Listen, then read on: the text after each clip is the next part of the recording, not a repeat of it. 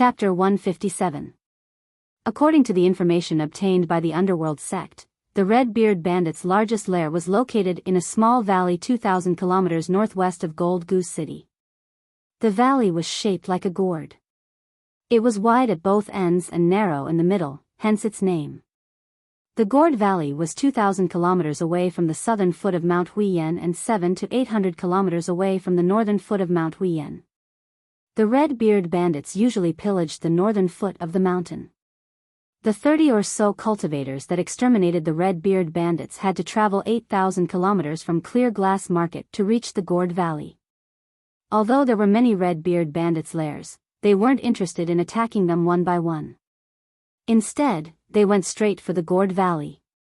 The core members of the Red Beard Bandits were the first master and second master.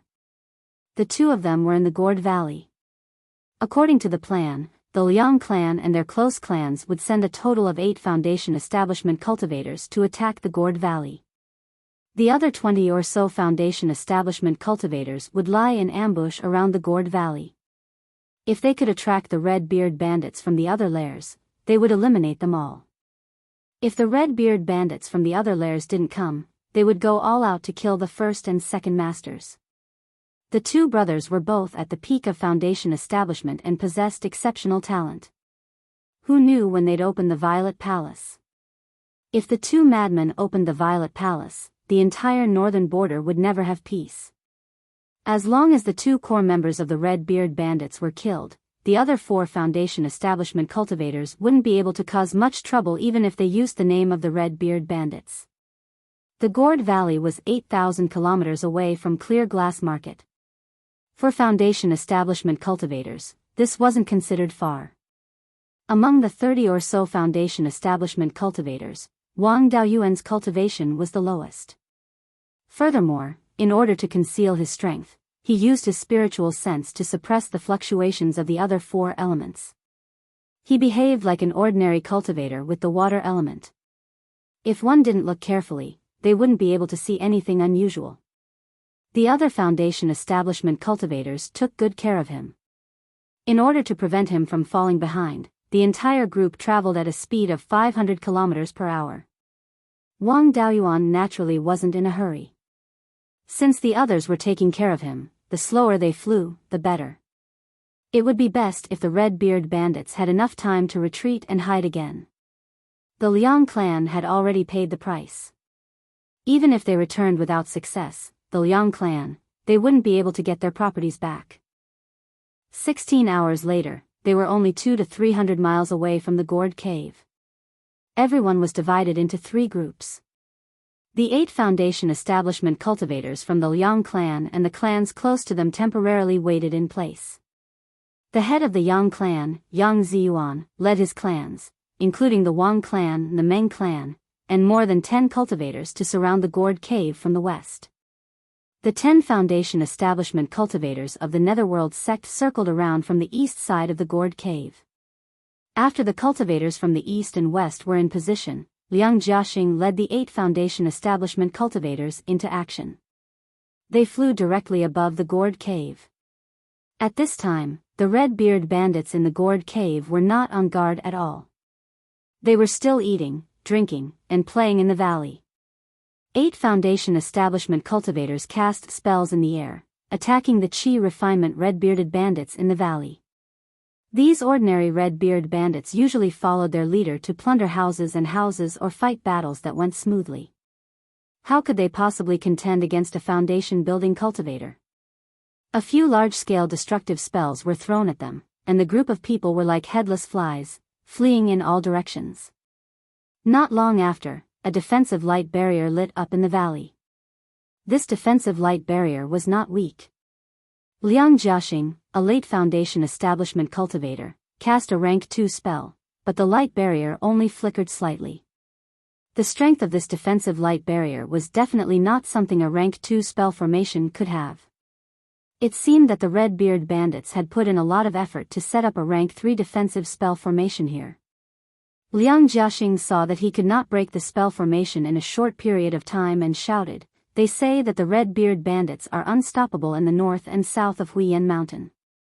Today, it seems that this is all there is to it. In the past, you Red-Beard bandits relied on your numbers to ambush my Liang clan's property. My Liang clan cultivators still dared to come out and fight. Today, I've come to take revenge, but you don't even dare to show your heads in your lair. Huang Wanzhong also mocked, Red-Beard brat, do you only know how to be a coward? The Red-Beard bandits could not take this provocation. After a few breaths, two burly men with red beards and red hair flew out of the valley on their swords. The one in the lead said angrily, you scoundrels of the Liang clan only know how to bully with numbers. Last time, you relied on the underworld sect and a few other clans' foundation establishment cultivators to besiege us brothers, but you still couldn't do anything to us.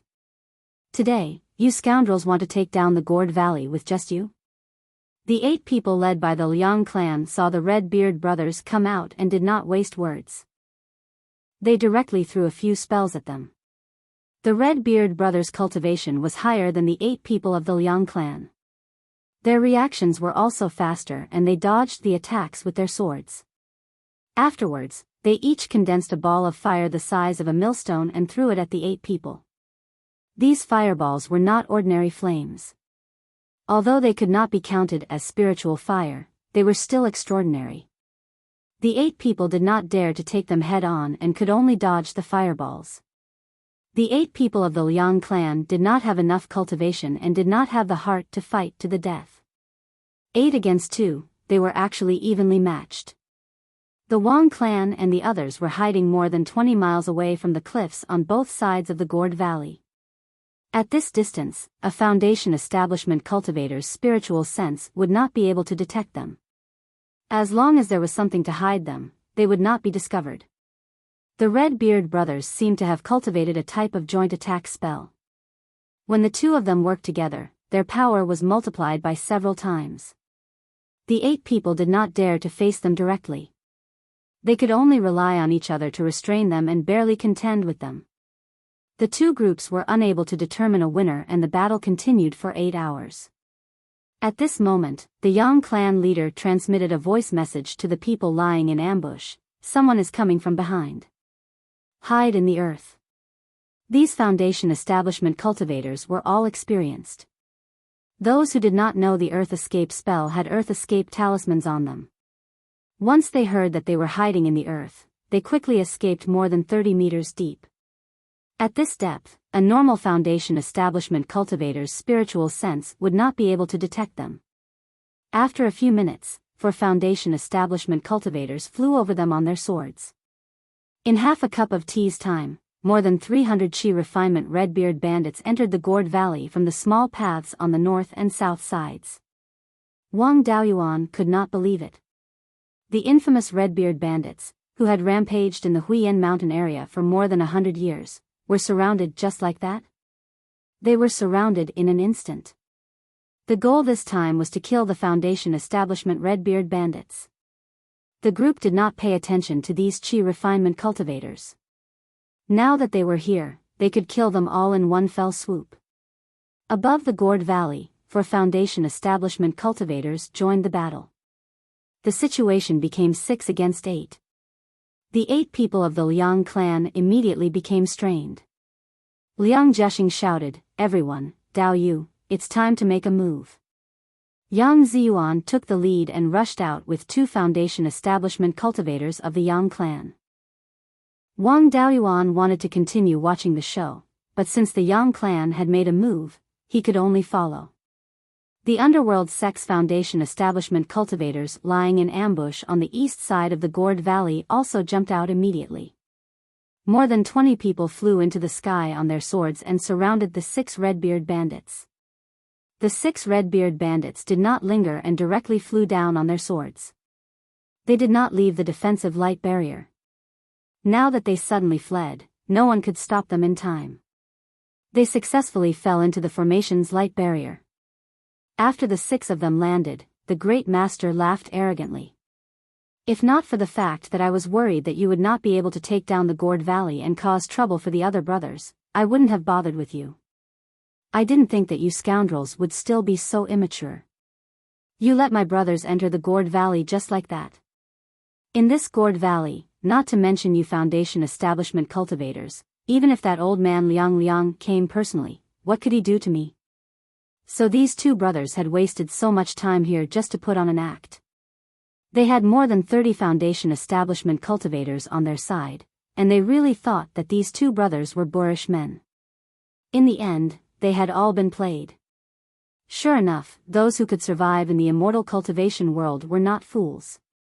If they wanted to kill the Red-Beard bandits now, they would have to first take down this Tier 3 defensive formation. Chapter 158. The Liang clan's plan to defeat the Red-Beard bandits and trap the other clans wasn't something that could be thought of in a day or two. It must have been carefully planned. It was normal for the Red-Beard bandits' lair to have a formation, so the Liang clan naturally made preparations. Although the Liang clan didn't have a formation master, the Liang clan's ancestor had specially transferred a third-level formation master from the Netherworld sect to participate in this attack. An 8th-level foundation establishment cultivator walked out from the Netherworld sect's 10 foundation establishment cultivators. Liang Jiaxing cupped his hands towards him. Wu Daoyu, I'll have to trouble you with this formation. The cultivator surnamed Wu smiled. I wouldn't dare. I've come on Elder Liang's orders to help, so I'll naturally do my best. The cultivator surnamed Wu took out a bowl-sized black 8 trigrams disc. Under the stimulation of spiritual energy, the disc surface flickered with light. Wang Daoyuan hadn't started studying formations yet, so he didn't understand what the light on the disc meant. However, he had pried into Qi Yun's memories, so he had some general knowledge of formations. This 8 trigrams disc was called a formation measuring disc. Under the stimulation of spiritual energy, it could sense the position of the formation's eye and the flow of spiritual energy. Generally, formations use the eye of the formation to provide spiritual energy for the formation to function. Spiritual energy flowed in a certain path between the formation eyes. As long as one could break the formation's eye or block the path of spiritual energy, the formation could be broken. However, the person who set up the formation would do everything possible to hide the formation's eye, making it very difficult for the person who broke the formation to find it. At this time, one could only rely on the formation measuring disc. However, it was impossible to find the formation's eye in a defensive formation like this one. This was because the formation's eye was hidden inside the defensive light barrier, so it couldn't be broken even if it was found. The reason the cultivator surnamed Wu took out the formation measuring disc was because he wanted to measure the direction of spiritual energy flow and use it to deduce the weak points of the defensive light barrier. There was no perfect formation in the world, and every formation had its weak points. For example, the defensive formation in front of them was a 3rd-level formation. If one were to forcefully attack it, even a mid-Zifu disciple would have to fight for several days. If an early Zifu disciple didn't have any special methods, they wouldn't be able to break it. However, if one were to find the formation's weak point, even a foundation establishment cultivator would be able to break the formation in a short period of time. At this time, there were over 30 foundation establishment cultivators. Once they found a weak point in the formation, they would be able to break it open with the simultaneous attacks of over 30 people. The cultivator surnamed Wu took the formation testing disc and spent more than 4 hours circling the entire valley, but he still couldn't find any weak points. Unable to maintain his composure, he shouted, "This formation is quite clever. It hides the circulation of spiritual energy very well. I can't find a weak point right away. Daoyu, please help me attack the defensive light barrier." When the formation is operating rapidly, it's easier to expose its weak points. When the Red-Beard bandits in the valley heard this, they laughed wantonly. The Great Master shouted, "Brothers, there's a formation master here who wants to break our formation. Let's cheer for them." After saying that, the several hundred Red-Beard pirates roared with laughter, and the sound of drums really resounded in the Gourd Valley. However, the sound of the drum was not very powerful and had no effect on foundation establishment cultivators, so no one took it to heart. The people outside the formation controlled their flying swords to attack the defensive light shield. Wang Daoyuan infused spiritual energy into the flat wave sword. The sword gave off a blue glow, floating in front of him. He pointed his finger and the flat wave sword quickly flew in the direction he pointed. Half a breath later, the flying sword hit the light shield. The defensive light shield did not give them any face, not even a ripple. Of course, for a Foundation establishment first-layer cultivator, not being able to cause any ripples was normal. The other cultivators' attacks were much stronger. Every time they attacked, they caused a ripple. More than 30 Foundation establishment cultivators, many a little makes an ocean. The defensive light shield was hit until it trembled. The cultivator surnamed Wu's face finally showed joy, saying, "Dao Yu, increase the power, don't stop. I already have some ideas. Give me another 4 hours, I'll definitely find a weak point." Everyone increased the output of spiritual energy, controlling their flying swords to attack the defensive light shield. The sword control technique was quite powerful, but it consumed the least amount of spiritual energy among all the Foundation establishment cultivators' attacks. Attacking with the sword control technique for 4 hours would consume a lot of spiritual energy, but everyone could handle it. Moreover, they could rest midway to recover their spiritual energy. Attacking for 4 hours wasn't a big problem. However, in order to hide his strength, Wang Daoyuan drank scarlet blood wine several times midway to recover his spiritual energy. 4 hours later, the cultivator surnamed Wu's face was full of joy, saying, "I've found a weak point in the defensive light shield. However, this weak point is constantly moving. I've already locked onto it with a formation measuring disc. All Dao Yu, come over and follow the place I'm pointing. When I call for action, attack together. Don't miss the timing." Everyone flew to where he was on their flying swords, each finding a convenient place to attack. The cultivator surnamed Wu pointed at a spot on the light shield. 10 breaths later, he shouted, "Attack." More than 30 flying swords attacked a spot the size of a wash basin at the same time. The light shield did not even flicker before it shattered. The cultivators of the Liang family laughed wantonly, as if they had already seen the red-beard bandits being killed. As for the red-beard bandits in the valley, they did not panic in the slightest when they saw the formation being broken. A few Foundation establishment cultivators even looked up to the sky and laughed. The first master waved his hand, and the chi condensation cultivators hid in the caves on both sides of the valley.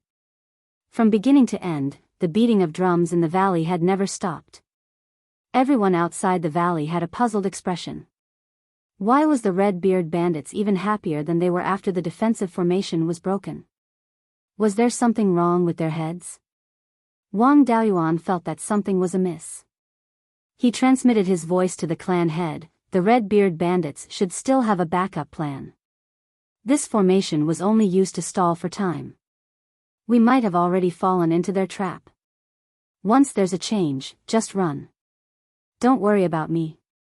If the red-beard bandits make a move, they'll target the Liang family. They won't waste the effort to chase after me. In any case, I'm not recruited by the Netherworld sect. It won't matter even if I run. I have some talismans here. Take them. When you run, you might be able to use them." Finished speaking, he secretly passed a storage pouch to the clan head. The clan head accepted the storage pouch without batting an eyelid and put it into his clothes. At this moment, in the valley, the first and second masters of the red-beard bandits each took out a horn and blew it. The horn sound was extremely loud and ear-piercing. It seemed to have the effect of attacking one's soul, causing one's head to ache slightly.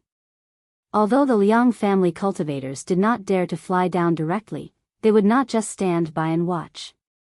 Liang Jiaxing held a handful of seeds in his hand. He circulated his spirit energy and enveloped the seeds. After the seeds landed on the ground, they grew rapidly.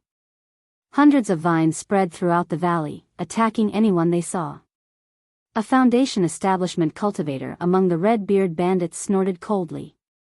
The Liang family claimed that they didn't ambush our brothers. Back then, the person who killed our brothers used this move. Even though they had to avoid the attacks of the vines, the red-beard bandits' horn sound did not stop. Not long after, Wang Daoyuan felt a slight tremor from the ground. He scanned the surroundings with his spiritual sense but did not discover anything wrong. After 20 breaths, the tremor became even more intense. There were even low roars of beasts and the cries of demonic birds in the sky.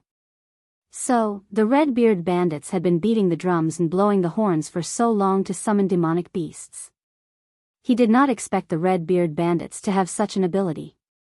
The spies of the Netherworld sect were practically useless. They could not even find out the enemy's strongest move, and they had the cheek to call themselves spies. Initially, they thought that the red-bearded bandits' backup was in the gourd cave and that they could escape directly.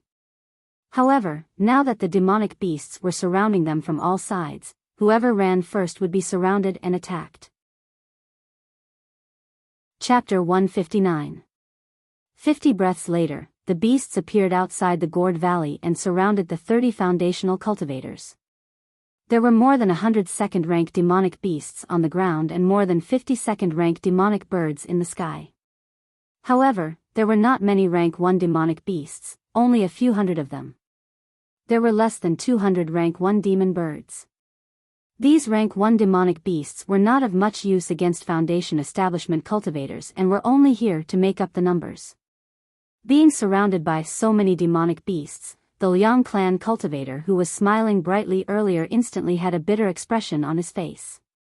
Everyone looked at the patriarch of the Yang family, Yang Ziyuan. After all, he was the leader appointed by Elder Yang. Although Liang Jiaxing didn't put him in his eyes, the only cultivators he could command were the Liang family and the array master surnamed Wu. The dozen or so people led by the Yang clan and the 9 Foundation establishment cultivators of the Netherworld sect didn't listen to him at all. Seeing that everyone was waiting for him to make a decision, Yang Ziyuan had no choice but to speak up. He pondered for a moment and said, "There are many demonic beasts and birds. There were more than 100 demonic beasts on the ground. There was no hope for them to escape from the ground. There are only about 50 second-order demon birds. When we use the art of sword flight, the demon beasts on the ground can only use a few innate spells. They won't be of much use. So, let's ride on our swords and rush out of the encirclement of the demonic beasts and demonic birds. After we get out, we'll split up and break out." Does Dao Yu have any objections? No one had any objections. This was the best way to break out of the encirclement. Escaping through the earth was out of the question. The closest place to the outside of the mountain was about 800 miles away. Foundation establishment cultivators couldn't possibly escape through the earth for such a long distance. Moreover, the speed of earth escape was too slow. The 2 leaders of the red-beard bandits were both peak-stage Foundation establishment cultivators. Even earth escape could not escape the detection of their divine senses. He couldn't run fast, and he couldn't hide. If he returned to the ground, he would be surrounded. This method wouldn't work at all. On the other hand, he only needed to face over 50 second-grade demon birds and 6 Foundation establishment red-bearded bandits if he wanted to escape from the sky. Compared to earth escape and charging on the ground, sword kinesis was the most reliable way to escape. Yang Ziyuan shouted, "Attack," and more than 30 people flew into the sky on their swords. Everyone's hands were not idle either. One after another, they cast spells to attack the rank 2 demon birds around them. Wang Daoyuan directly condensed a water dragon that was more than 200 feet long. Using 10,000 dragons emerging from the sea, he transformed it into 5 water dragons that were more than 4 feet long. A water dragon transformed into a water dragon armor to protect himself. The other 4 water dragons circled around the demonic birds that had come to stop them. The patriarch beside him also used the same method, but the water dragon he condensed was more than 300 feet long. In addition, the clan head cultivated the overturned sea art, which complemented the water dragon art. Its prowess was much greater. These demonic birds were also circling around in the air. The 30 or so Foundation establishment cultivators were trying to break through the encirclement in one direction. There were only a dozen or so demonic birds that could stop them immediately. The demonic beasts on the ground could only use long-range innate spells. However, for Foundation establishment cultivators who used sword kinesis flight, it was not much of a threat. Faced with the sudden attack of more than 30 Foundation establishment cultivators, the dozen or so demon birds were completely defenseless. After a few breaths of time, more than 30 people rushed out and killed 4 or 5 demonic birds. Inside the gourd valley, the sound of horns and drums continued as the demonic beasts chased after them. Apart from the first and second masters of the Red Beard Bandits, the other 4 Foundation establishment cultivators chased after them as well. The 30 or so Foundation establishment cultivators broke through the encirclement in the southeast direction. After breaking through the encirclement, they gradually spread out. Wang Daoyuan followed the clan head and fled in the south direction. After separating from the other Foundation establishment cultivators, Wang Daoyuan no longer had to hide. He no longer suppressed his spirit energy fluctuations with his spirit consciousness. Putting away his smooth wave sword, he switched to his wind shock sword. In order not to be caught by the demonic birds, he used sword kinesis flight with all his might. His speed was much faster than usual and could reach approximately 1,700 to 1,800 kilometers per hour. However, his spirit energy consumption was huge as well. Before long, he would have to drink some scarlet blood brew to recover his spirit energy. The 30 or so people split up and escaped. The demonic birds and demonic beasts chased after them separately as well. At that moment, there were 2 grade 2 demonic birds and 3 grade 2 demonic beasts chasing after Wang Daoyuan and Wang Jian. It was impossible for a cultivator to fly faster than a demonic bird of the same grade. They could only rely on occasionally turning back to throw talismans or use spells to force the demonic birds to retreat. After the 2 of them flew over 150 kilometers, Wang Jian transmitted his voice, "Daoyuan, let's split up and run. There's a mid-grade grade 2 demonic bird behind us and 2 mid-grade grade 2 demonic beasts below us. Let's run together. It won't be long before the mid-grade grade 2 demonic bird catches up to you. If we split up, the mid-grade grade 2 demonic birds and demonic beasts will definitely chase after me. The ones chasing after you are definitely the 2 low-grade grade 2 demonic beasts. With your methods, killing them will be child's play." Wang Daoyuan transmitted his voice back, "Then what will you do? It won't be easy for you to escape from 3 mid-grade grade 2 demonic beasts." Wang Jian replied, "I've always shown myself as a mid-stage Foundation establishment cultivator. My true cultivation has long been at the 8th level of Foundation establishment. If I wasn't afraid that killing these 5 bastards would attract even more demonic beasts, I would have dealt with them long ago." Wang Daoyuan only nodded and flew towards the southwest while Wang Jian continued flying towards the south. The demonic beasts and demonic birds were just as Wang Jian expected. A low-grade grade 2 demonic bird and a low-grade grade 2 demonic beast turned around and chased after Wang Daoyuan. The low-grade grade 2 demonic bird was the black-feathered eagle. It was the weakest among the eagle species. Its innate spell was only to strengthen its body and strength. Compared to the terrestrial demonic beasts, the demonic bird's body was weak.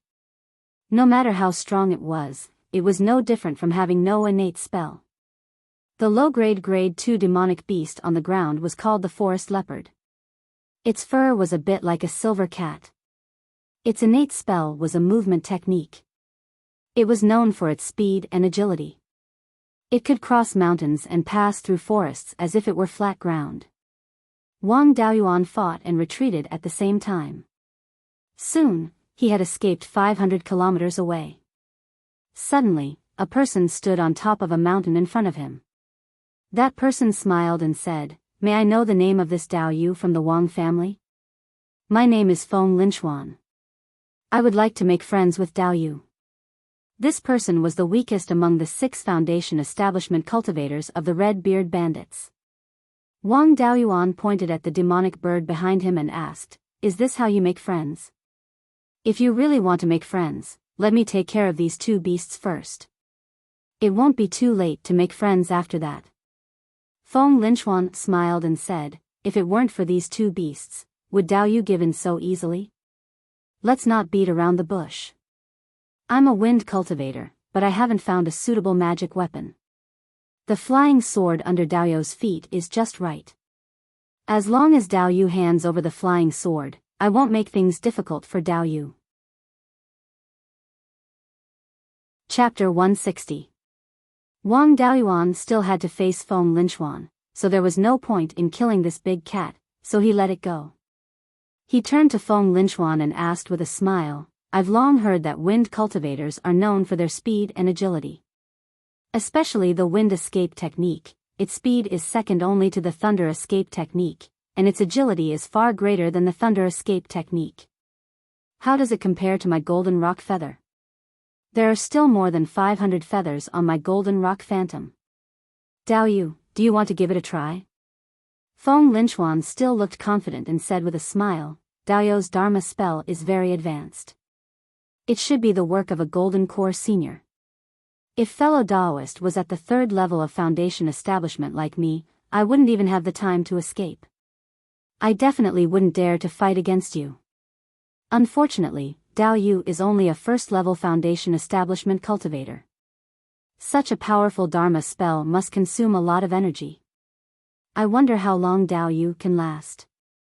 As I said before, as long as you hand over your flying sword, I won't make things difficult for Dao Yu." Wang Daoyuan didn't answer and directly used the feather blade. 2 golden feathers flew towards Feng Linchuan. However, the two were dozens of feet apart. No matter how fast the feathers were, it would take some time to reach them. This time was enough for Feng Linchuan to use the wind escape technique. Feng Linchuan easily dodged the attack. The 2 feathers hit a washbasin-sized rock and cut it in half. Wang Daoyuan attacked a few more times, but all of them were dodged. He didn't dare to get close. Otherwise, it wouldn't be fun if the enemy's wind escape technique closed in. Who knew if this Feng Linchuan had any powerful attacks? If this continued, he was confident that he could take down his opponent. However, this place wasn't far from the Gourd Valley. Enemies could come at any time. It wasn't a good idea to continue fighting like this. After thinking for a while, he changed directions and left the mountain. No matter how powerful Feng Linchuan's wind escape technique was, it could only be used on the ground. Cultivators below the Golden Core realm couldn't fly.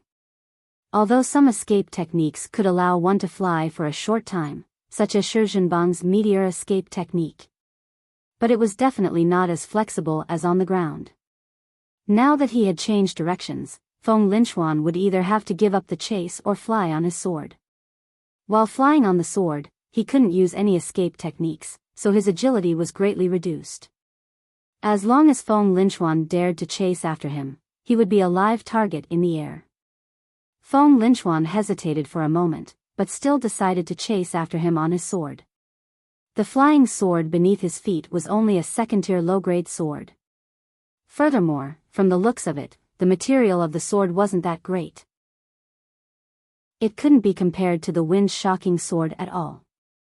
There were very few cultivators with the 3 main attributes of ice, wind, and lightning. Naturally, there weren't many magic tools. It was very difficult for cultivators with mutated spiritual roots to come across a suitable magic tool. In the sect, cultivators with mutated spiritual roots were considered treasures, and it was not difficult to customize a magic weapon. But this Feng Linchuan was a rogue cultivator and a notorious red-beard bandit. Where would he find a suitable magic tool?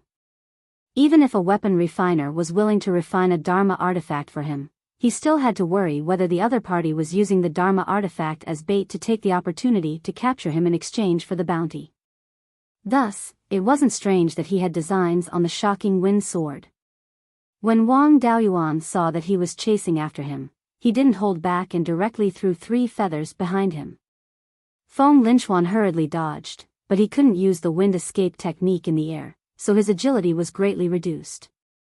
Although he tried his best to dodge, his arm was still grazed by a feather. He didn't dare to follow too closely, so he had to keep a distance of 300 meters. He just followed behind without making a move. Wang Daoyuan sneered, "Dao Yu wants to steal my magic tool, but why don't you dare to come forward? How about I let you take back the Golden Rock's phantom, and then we can fight?" Feng Linchuan was unmoved and didn't move forward. He just kept a distance of 300 meters and followed behind. At this distance, the Golden Rock's feather blades were almost useless. If he continued to maintain the Golden Rock's phantom, it would only be a waste of spiritual energy. He took back the Golden Rock's phantom, then changed direction and drove the flying sword with all his strength, heading straight for the Golden Goose City.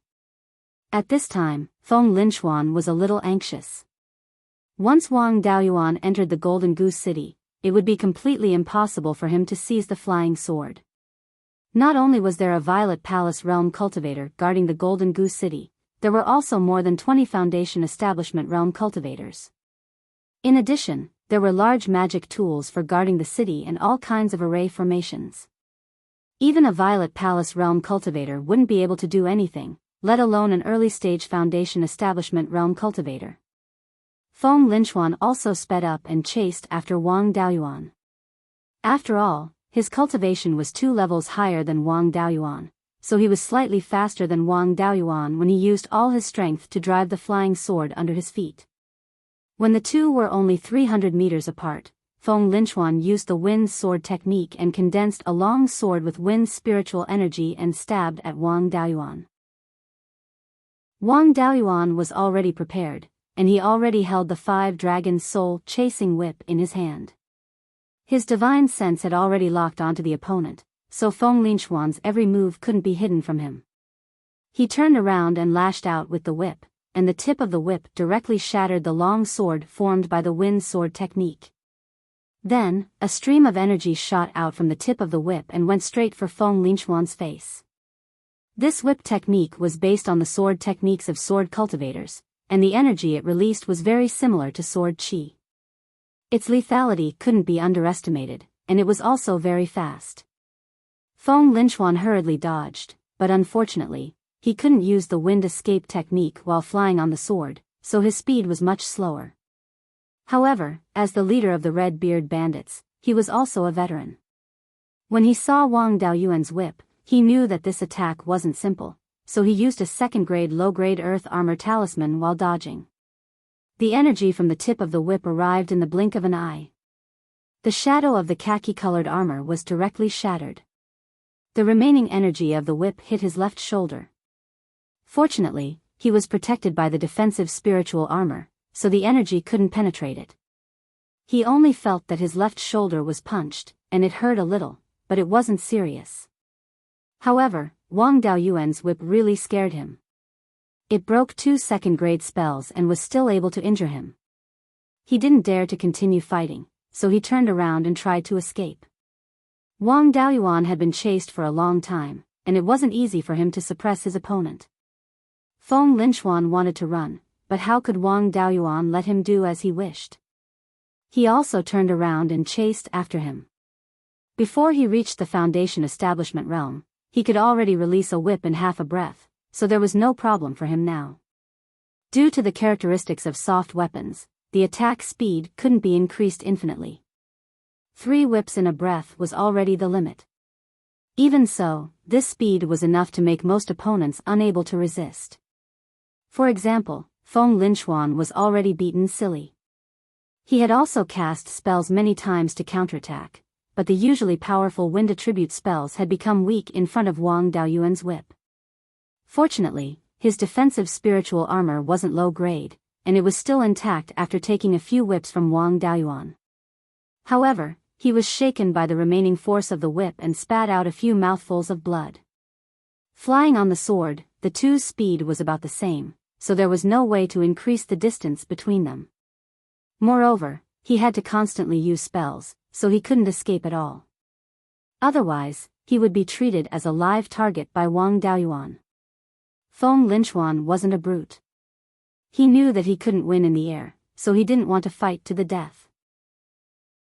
He wanted to land on the ground as soon as possible and use the wind escape technique to avoid the attack. He rushed to a mountain diagonally below him on his sword. Wang Daoyuan wouldn't let him go so easily, so he followed behind and whipped him.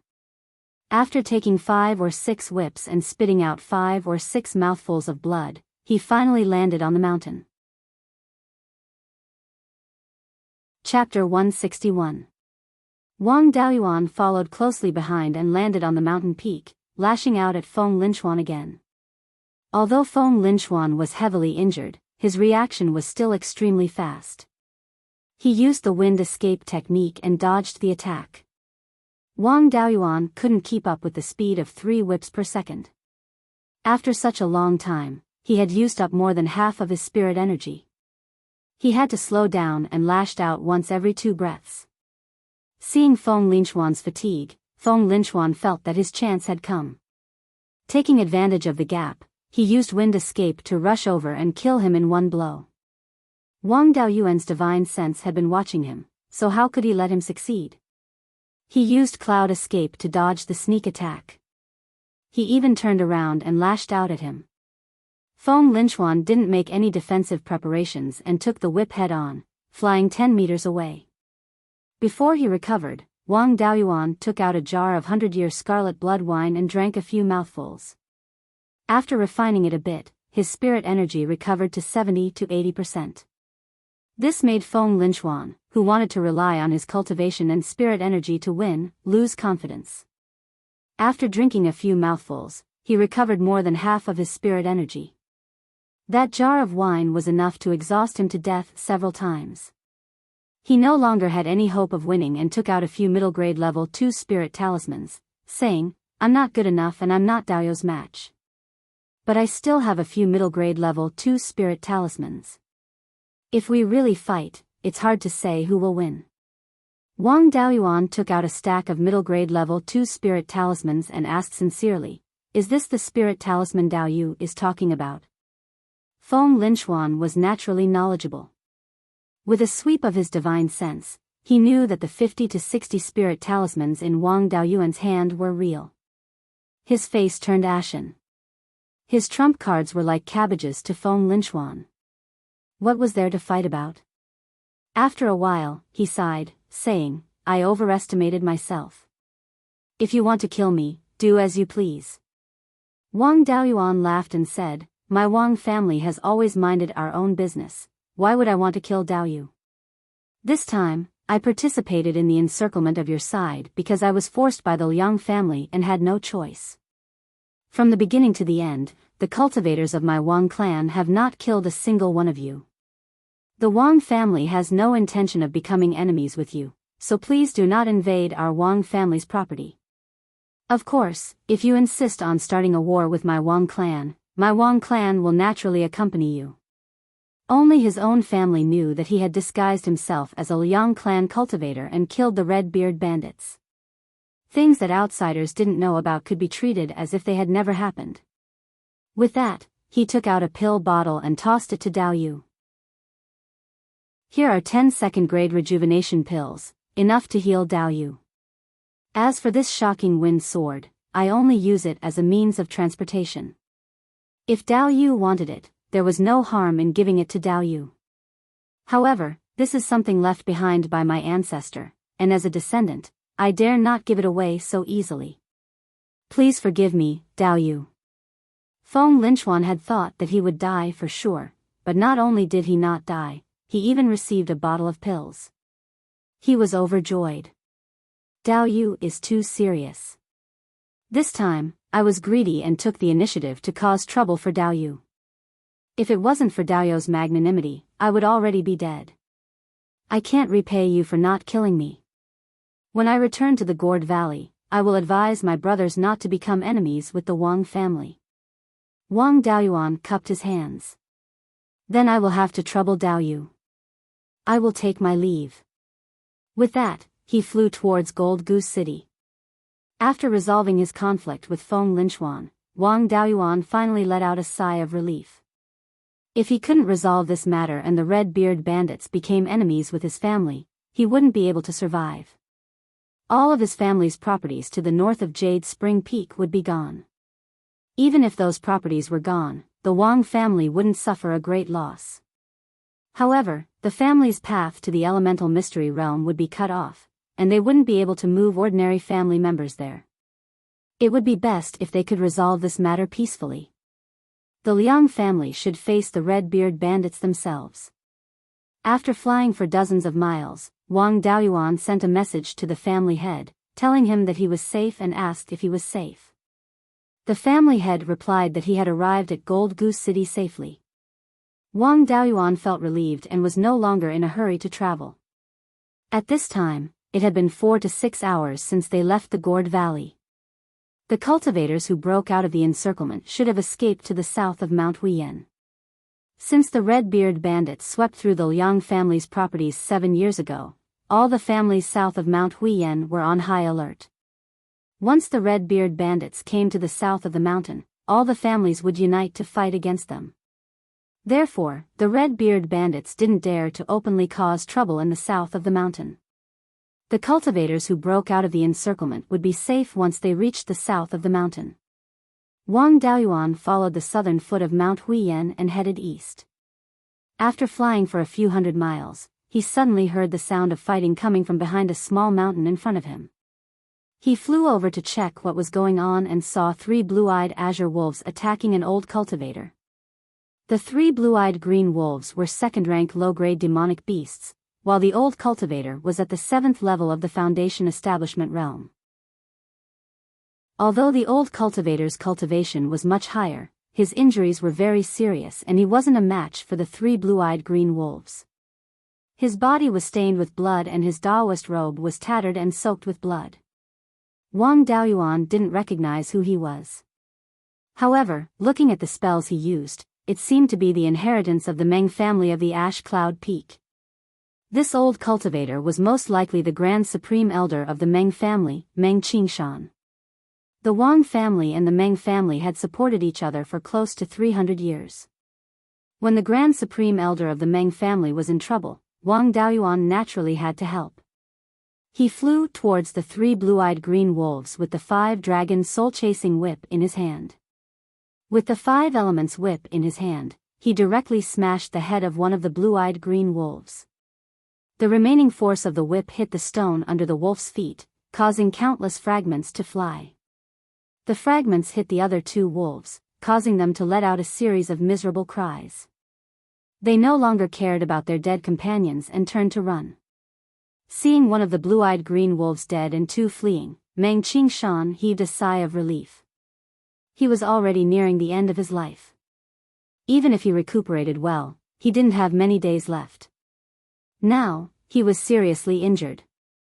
Previously, he was holding on with a single breath. Now that he was relieved, he collapsed on the ground powerlessly. Wang Daoyuan used the rejuvenation technique. His wood attribute spiritual energy had vitality, so the effect of using the rejuvenation technique was quite good. However, for someone like Meng Qingshan who was at the end of his life, he could only let him live a little longer. Meng Qingshan regained some spirit and looked at Wang Daoyuan, saying, "Little friend Wang, thank you for saving my life. However, my time is up, so I'm afraid I've wasted little friend's spiritual energy in vain. While I can still speak, I have some last words. I'll have to trouble little friend to help me pass them on to Meng Changfeng. Although I've already explained the important matters before coming here, I'm still worried." Wang Daoyuan took out an image recording pearl, saying, "Senior Meng, if you have something to say, please say it." This image recording pearl can record both images and sound. I'll pass this image recording pearl to Meng Changfeng and Dao Yu. Saying this, he used his divine sense to activate the image recording pearl and walked into the distance. Meng Qingshan thanked Wang Daoyuan, then began to carefully explain some details, as well as his worry about Meng Changfeng taking over the family so early. Finally, Meng Qingshan said, "Changfeng, although your cultivation talent isn't bad, your ability to take the helm can only be considered average. You lack foresight and are easily confused by the benefits in front of you. The rise of the Wang and Yang families is already set. The Liang family will find it difficult to compete with them. The Meng family has been friends with the Wang and Yang families for nearly 300 years.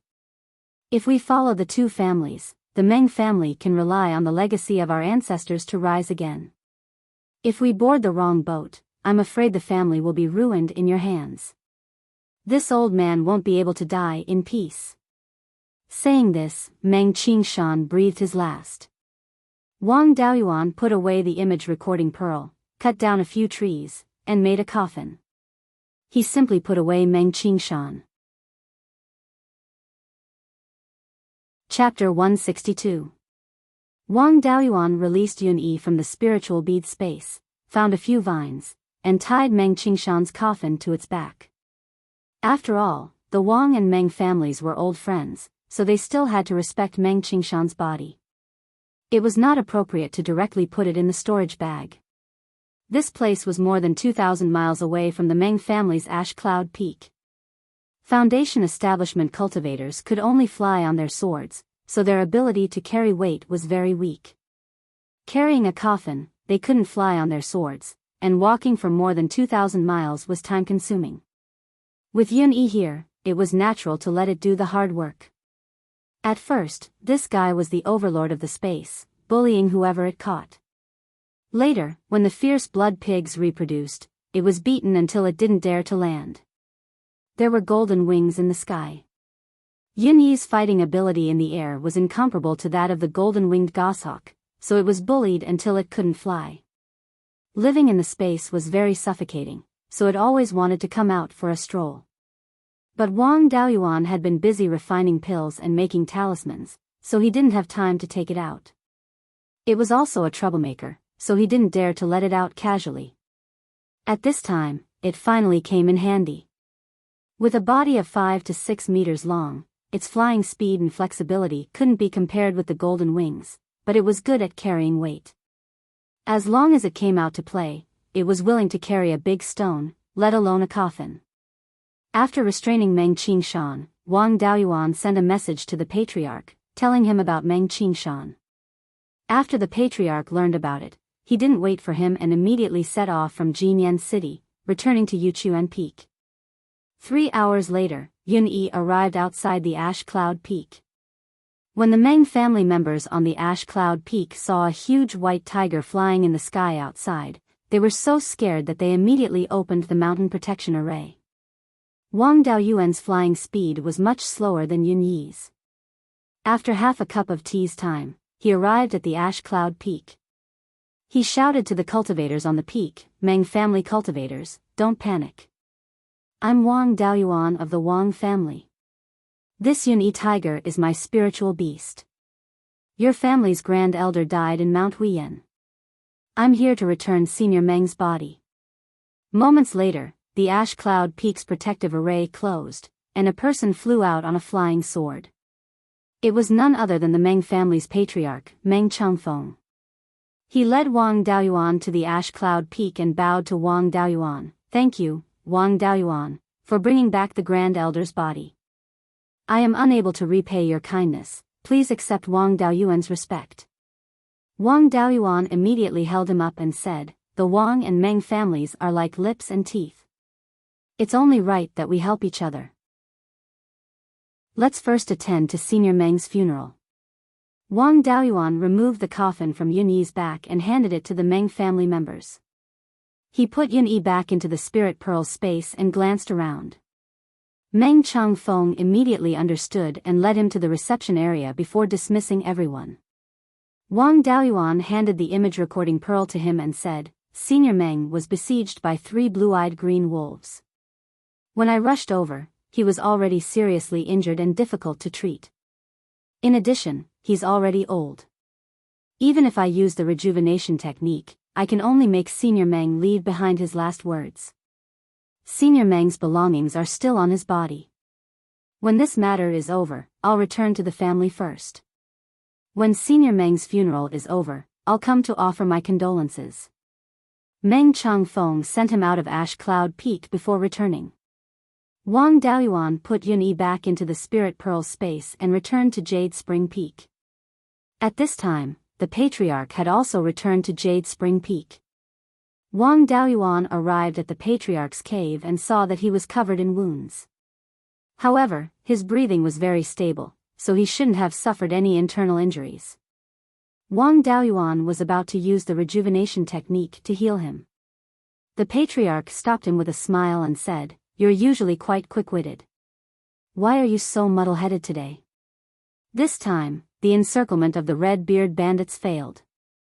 Every family has suffered losses. Now that you've returned, if I don't leave some injuries on my body, won't I attract hatred?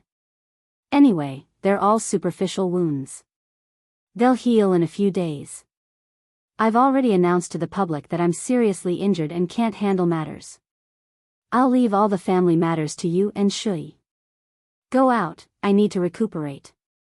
Wang Daoyuan left the patriarch's cave and went to the general hall to help deal with some family matters. Soon, the losses in this battle spread. The Liang family was the most miserable. They were chased and beaten by the red-beard bandits.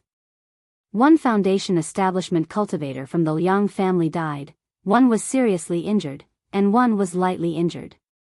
One foundation establishment cultivator from the affiliated family died, and the rest were all injured. Of the 3 people from the Yang family, 2 were seriously injured and 1 was lightly injured. 2 people from the Yang family's close family died in battle, including Meng Qingshan. Of the 10 foundation establishment cultivators from the Netherworld sect, 3 were seriously injured and 6 were lightly injured. The formation master surnamed Wu died in battle. There were more than 30 people who went out this time, and there were only a few who didn't suffer any injuries like Wang Daoyuan. This time, the Liang family was going to lose a lot of money. Just compensating the injured cultivators would cost tens of thousands of spirit stones. In addition to the few who died in battle, it would be another tens of thousands of spirit stones. The most difficult one was still the formation master surnamed Wu. Liang had borrowed him from the Netherworld sect. It wasn't a matter that could be settled with tens of thousands of spirit stones. The value of a third-rank formation master wasn't low. Moreover, formation masters in sects all had masters. How could a third-rank formation master's master have a low status? This time, Liang wouldn't be able to report back to the Netherworld sect. However, the Liang family didn't gain nothing this time. The Yang family and Netherworld sect cultivators worked together to kill the mid-stage foundation establishment cultivator of the Red Beard Bandits. This time, both the Yang family and the Netherworld sect were dragged down by the Liang family. Compared to a single foundation establishment cultivator, the Liang family killing dozens of qi refinement cultivators was nothing. The Yang family obtained a few docks and the lucrative job of guarding the clear glass market. However, they offended the Red Beard Bandits.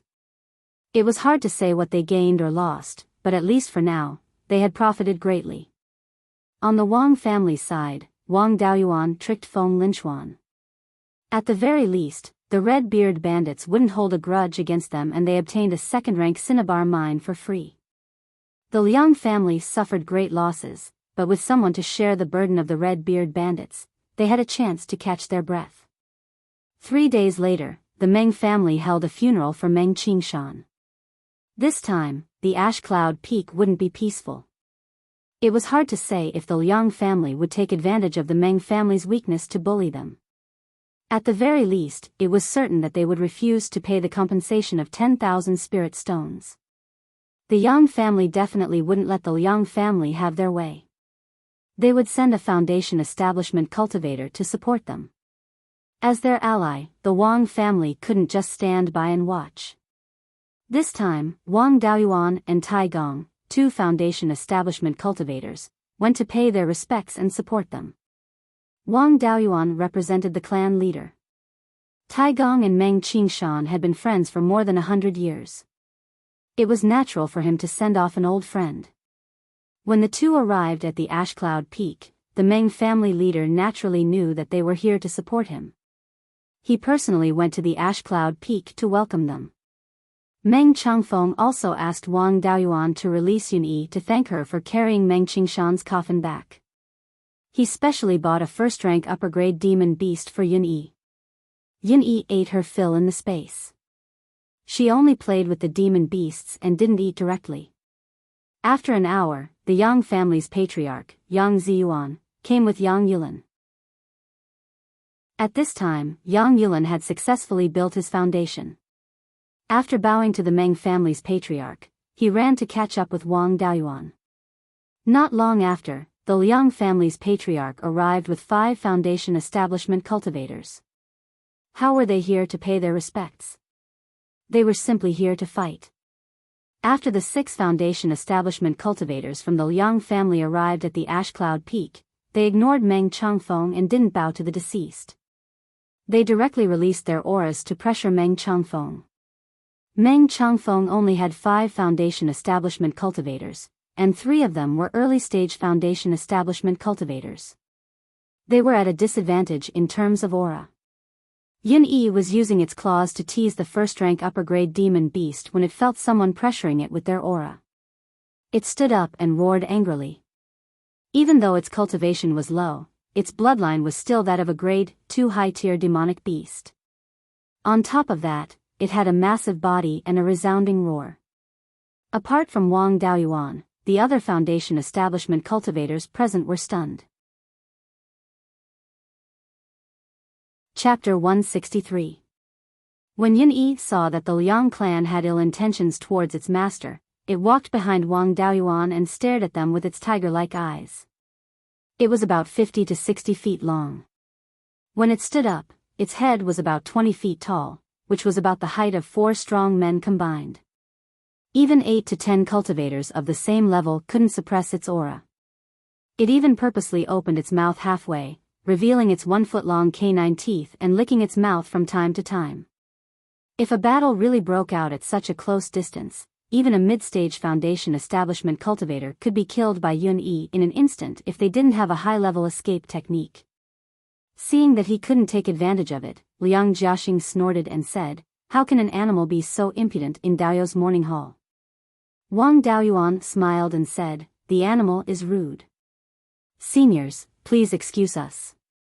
The people behind Liang Jiaxing were a little embarrassed. They came to pay their respects, but they didn't pay their respects to the deceased's family and directly used their aura to suppress them. They were the most rude ones. As the head of the Meng clan, Meng Changfeng naturally didn't want to make things too tense. If a fight broke out, the Meng clan would be the one to suffer the most. He came out to smooth things over and said, "This tiger Yun-Yi carried the body of the Grand Supreme Elder back. I asked Dao Yu to release it and use a demonic beast to thank it. I hope seniors and Dao Yu can forgive me for my rudeness." He asked Wang Daoyuan to release Yun-Yi because he wanted to use Yun-Yi's might to intimidate the Liang clan. Of course, he couldn't say this out loud. Wang Daoyuan also knew what he meant, but since he came to help, he would help until the end. Yun-Yi was also quite happy to receive an appearance fee. Liang Jiaxing also stopped pestering Yun-Yi and asked Meng Changfeng, "How did Dao Yu pass away?" Meng Changfeng answered, in reply to Senior Liang, "After the Grand Supreme Elder broke out of the encirclement, he was chased by 3 blue-eyed wolves. When he was seriously injured, he was saved by King Dao Yu. He passed away after leaving behind his last words." Liang Jiaxing turned to Wang Daoyuan and asked, "Little friend Wang, do you have proof that Dao Yu was killed by the blue-eyed green wolf?" Wang Daoyuan knew that Liang Dao Yu wanted to renege on the debt, so he didn't waste time talking nonsense with him. He directly blocked his words and asked, "Liang Dao Yu, are you trying to renege on the debt? Not to mention that Senior Meng was killed by demonic beasts in response to the Liang clan's call. Even if you follow the Liang clan into the mountains and directly pass away, the Liang clan will not be able to renege on the 10,000 spirit stones." Liang Jiaxing was choked by his words, but he couldn't lower himself to bicker with someone who was more than 100 years younger than him. He could only explain, "I just want to ask about the cause of Dao Yu's death." Wang Daoyuan sneered, "Senior Meng hasn't been buried yet. Liang Dao Yu can go and see for yourself. Liang Dao Yu can't even see the wounds caused by demonic beasts, right?" Meng Changfeng led everyone inside to pay respects to Meng Qingshan's remains. Although the Meng clan had already changed Meng Qingshan into clean clothes, they still couldn't cover the wounds on his neck and hands. It was obvious that they were caused by demonic beasts. Just the exposed wounds could be fatal, not to mention that Meng Qingshan wasn't far from the end of his life. Meng Qingshan's death at the hands of demonic beasts could be said to be conclusive evidence. Liang Jiaxing was still self-aware. Previously, he used his aura to suppress others, but in the end, he suffered a crushing defeat. Now that he was in the wrong, there was no way he could win in a quarrel. He might as well admit that Meng Qingshan died at the hands of the blue-eyed wolves. He took out 10,000 spirit stones and handed them to Meng Changfeng. There was no point in him staying any longer. After exchanging a few pleasantries with Meng Changfeng, he was about to leave with his people. Wang Daoyuan shouted, "Liang Daoyu, my clan head is also seriously injured and can't manage matters. I hope that Liang Daoyu can send 3,000 spirit stones as compensation to Jade Spring Peak as soon as possible." Liang Jiaxing's face darkened. He didn't want to deal with the Wang clan anymore, so he directly threw a storage bag at Wang Daoyuan. He used 20% of his strength in this throw. If an ordinary first-layer foundation establishment cultivator caught it, they wouldn't be injured, but it was inevitable that they would fall. Wang Daoyuan raised his right arm and stretched out 2 fingers, acting as if he was going to catch the storage bag. Liang Jiaxing's face revealed a smug expression, as if he could already see Wang Daoyuan being smashed to the ground by the storage bag. But unexpectedly, Wang Daoyuan didn't catch it at all. Instead, he flicked it with 2 fingers. The storage bag flew diagonally upwards, and Yunyi caught it with her mouth. Liang Jiaxing's 20% spiritual energy was nothing to Yunyi's huge body. Yunyi obediently placed the storage bag in Wang Daoyuan's hand. There were 3,000 spirit stones in the storage bag. Wang Daoyuan could easily catch it if he really wanted to, but there was no need to expose his strength for nothing. Liang Jiaxing didn't stay to watch the show and left with his people. The people from the Wang and Yang clans waited until Meng Qingshan was in the coffin before leaving. Wang Daoyuan followed Taigong back to Jade Spring Peak. Clan head Wang Jian summoned all the elders who stayed at Jade Spring Peak to the executive hall. Wang Daoyuan rushed to the executive hall as soon as he returned. When the clan head saw him walk in, he smiled and said, "Since everyone is here, let's start the meeting. Today might be the last time I gather all the elders for a meeting." Everyone was a little worried. The clan head had previously announced that he was seriously injured and couldn't manage matters. Now that he said this, everyone thought that he was seriously injured and couldn't continue to be the clan head in the future. Wang Jian explained, "You don't have to worry. I only suffered superficial wounds before, and I've already recovered. This time, it's not a bad thing that I want to give up the position of clan head. I feel that my cultivation is about to break through to the 9th level of foundation establishment. In the future, I will focus on cultivation and strive to reach the peak of foundation establishment as soon as possible and try to open the Purple Palace." The peak of foundation establishment was also considered the 9th level of foundation establishment. However, just breaking through to the 9th level of foundation establishment definitely couldn't open the Purple Palace immediately. It still needed to accumulate. And the peak of foundation establishment was an existence that could open the Purple Palace at any time. Everyone was relieved after hearing Wang Jian's words. Wang Jian continued, "Therefore, I plan to give up the position of clan head and concentrate on cultivation. What everyone wants to discuss is who should take over the position of clan head. There are 3 people who are suitable to be the clan head. They are Shui, Dao Yuan, and Dao Chang. Dao Chang has been focusing on cultivation since he was young. He doesn't have enough experience and is still a little immature. There's no need to talk about Shui. The clan has nurtured him as the successor for decades, and he has gained experience in various industries. He's also very experienced in doing things. Naturally, he's suitable to be the clan head. As for Dao Yuan, whether it's his personality or ability, he's not inferior to Shui at all. There's no need to talk about experience. He's been wandering alone for more than 20 years. He's probably encountered more difficulties and obstacles than me. As for contributions, there are some things that must be kept strictly confidential. Only the 4 of us and the Grand Elder know. But what I want to say is that everyone here added up probably doesn't have as many contributions as Dao Yuan. Let's talk about what everyone knows. The Spirit Spring Cave was discovered by Dao Yuan, and the business with Green Willow Province was facilitated by Dao Yuan. There's also the purple gold grass, green jade bamboo, spirit restriction silkworm, white jade spirit mulberry, and other spirit beasts. They were all given to the clan by Dao Yuan. If we add in the contributions that everyone doesn't know about, even if the clan empties everything to reward Dao Yuan, it's far from enough. Therefore, when choosing the new clan head, don't be biased just because Dao Yuan is young.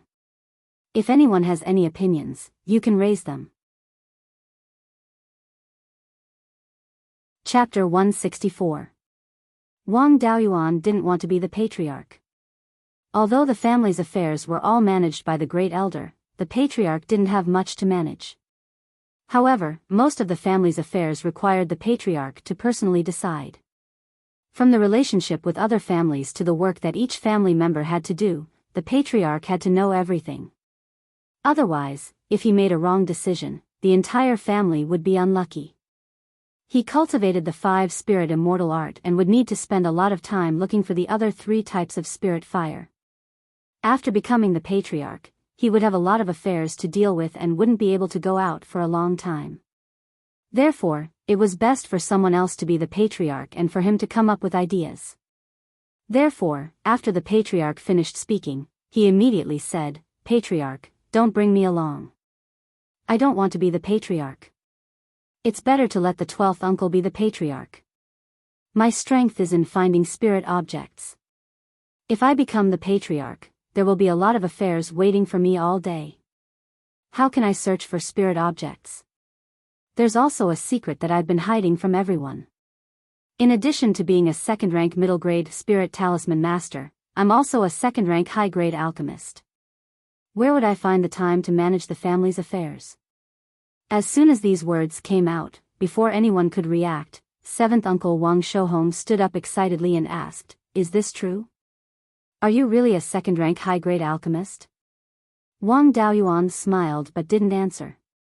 He directly took out a stalk of dew-congealing grass that he had harvested and stored for a long time. In his hand, he condensed a ball of flame with fire attribute spirit energy and roasted the dew-congealing grass to extract its essence. After a few dozen breaths, the dew-congealing grass turned into a pile of ashes. Wang Daoyuan's hand had an additional ball of transparent liquid the size of a longan. It was the essence of the dew-congealing grass. He smiled at Wang Shouhong and said, "7th Uncle, do you think my skills are okay? If you still don't believe me, I can refine a furnace of essence condensing pills with my bare hands." Wang Shouhong shook his head and said with a bitter smile, "No need. Just this method of extracting the essence is much better than mine. He's at least a second-rank middle-grade alchemist. In addition, he doesn't use an alchemy furnace and extracts the essence of spirit herbs with his bare hands. His level is even higher. He should be a second-rank high-grade alchemist." The other elders were laymen in the field of alchemy, so they couldn't tell whether it was good or bad. Since Wang Shouhong, an alchemist, said it was amazing, then it was really amazing. The patriarch thought for a long time and said, "I thought that since you have made such a great contribution, when you become the patriarch, everything in the clan will be handed over to you. You can take whatever you want. Since you don't want it, then I'll have to properly count your contributions. Before I abdicate, I'll make one final decision. You'll get 30% of the benefits from your contributions to the family. This is what you should be given according to the family rules. For those that need to be kept secret, half of the profits will go to you. Whether you want it or not, the family will keep it for you. You can use it whenever you want. You can do whatever you want with these spirit stones. You can even throw them into the river. Also, you can't just ignore everything. Pick a position yourself. While I'm still the patriarch, I can promise you that you can have any position you want." Wang Daoyuan was very satisfied that he didn't need to be the patriarch and didn't need to be restrained. He pondered for a long time and said, "Patriarch, since you mentioned the issue of the family rules, I'll talk about my views on them. I just want to say that the rules of our Wang clan and the vast majority of other clans are simply terrible. I've always wanted to reform the family rules, but I was busy with the matter of building my foundation and didn't have time to care about these things. Since Patriarch wants me to pick a position, I'll pick a position that can propose reforms for the family. Ninth great-uncle said, the rules of all the clans I know are more or less the same. Everyone is like this. Wang Daoyuan replied, the biggest problem is that everyone is like this. It shows that no one is making changes. There is nothing perfect in this world, and the same goes for the clan rules.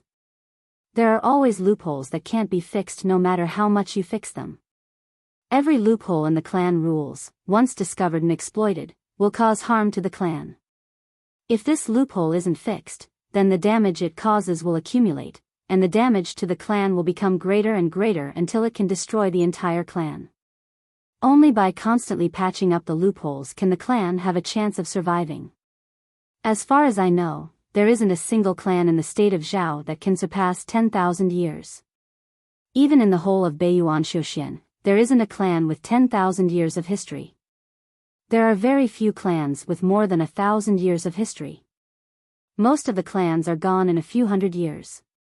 One or two clans can be said to be an accident, but if all the clans are like this, then all the clans have made similar mistakes.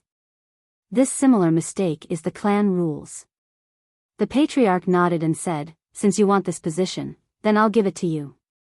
I'll appoint you as the reform elder. In the future, you'll be in charge of changing the clan rules. Since Dao Yuan isn't willing to be the patriarch, then Shui will be. Dao Yuan, tell us roughly how to change it. According to you, the clan rules are related to the life and death of the clan. We have to know how you want to change it. Wang Daoyuan replied, since we're all in the upper echelons of the clan, then we'll change it from top to bottom. We'll start with the elders. First of all, there's a problem with the selection of elders. If one's cultivation reaches the peak of qi refining, or one of the 100 arts of cultivation reaches the second level, then one can become an elder. These people can make more contributions to the clan, so it's understandable for them to become elders. But those who don't have good cultivation talent and aren't good at the 100 arts of cultivation don't mean that they can't make great contributions to the clan. For example, the 10th granduncle has been running the store for many years. His contributions aren't any less than those of you sitting here, maybe even more. However, he can't become an elder. This is unfair to him. Therefore, I feel that when promoting an elder, we can't just look at the cultivation level and the 100 arts of cultivation, but also at the actual contribution. If you're a good shopkeeper, you can also become an elder. Everyone nodded. What he said was indeed reasonable. In the hundreds of years of the clan's history, there were more than one or two people like Wang Zhihe. They had devoted their whole lives to the clan and made greater contributions than many elders, but they didn't have the chance to become an elder. This was unfair to them. Seeing that everyone agreed, Wang Daoyuan continued, also, the authority of each elder must be changed. The current situation is that most of the clan's affairs are placed on the first elder and the patriarch. If the other elders have something to do, they can just send it to the first elder. Then, the patriarch makes decisions and the first elder executes them. The patriarch and the first elder have endless work to do, while the other elders have nothing to do. Therefore, my suggestion is to classify the clan's affairs. Mining, spiritual plants, alchemy, raising spiritual beasts, transportation, trading, finance, and so on, set up an elder for each. Under each elder, set up a few stewards. Of course, it's more or less like this now, but the authority of the elders and stewards can't be separated. In the future, the daily affairs of all aspects will be decided by the elders and executed by the stewards. The first elder will be directly in charge of the elders and stewards. If they do well, the first elder will reward them. If they don't, the first elder will punish them. The first elder will also be in charge of the appointment and dismissal of personnel. The appointment and dismissal of each steward position will be decided by the first elder and the elders directly under the stewards. The major affairs will be decided by the patriarch and the elders after discussion. If there's a big disagreement, the patriarch will make the final decision. The patriarch has the highest authority to appoint, dismiss, reward, and punish. He has the right to overturn the decisions of the first elder and the elders. In this way, many things can be dealt with quickly, and the efficiency will be much higher. The system was compatible with the production level, and all cultivators were regarded as mortals. The production level of Beiyuan Xiuxian was very similar to that of the feudal imperial era of Wuxia in his previous life. The structure proposed by Wang Daoyuan was also a simplified version of the 3 provinces and 6 ministries system. Some modifications were made, and a layer of the clan's skin was put on. Each elder was equivalent to the minister of the 6 ministries, the first elder was equivalent to the prime minister, and the patriarch was equivalent to the emperor. Because the number of cultivators in the clan was limited, they couldn't support too much of a frame. The current simplified version was enough. In the future, they would make changes according to the actual situation of the clan. Chapter 165.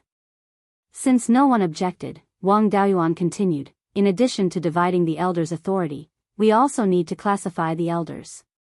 If the elders want to manage the family's affairs, they need to have strong management skills. This is not something that every elder has. For example, second brother has reached the peak of Qi disciple and has become a family elder.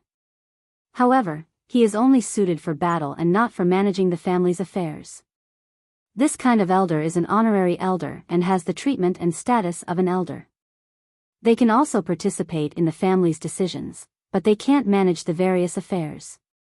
An honorary elder can also be a steward under other elders and have the treatment of both an elder and a steward. This is also my next suggestion. The treatment is divided into 2 types. One is the treatment of a title and the other is the treatment of authority. Take second brother as an example.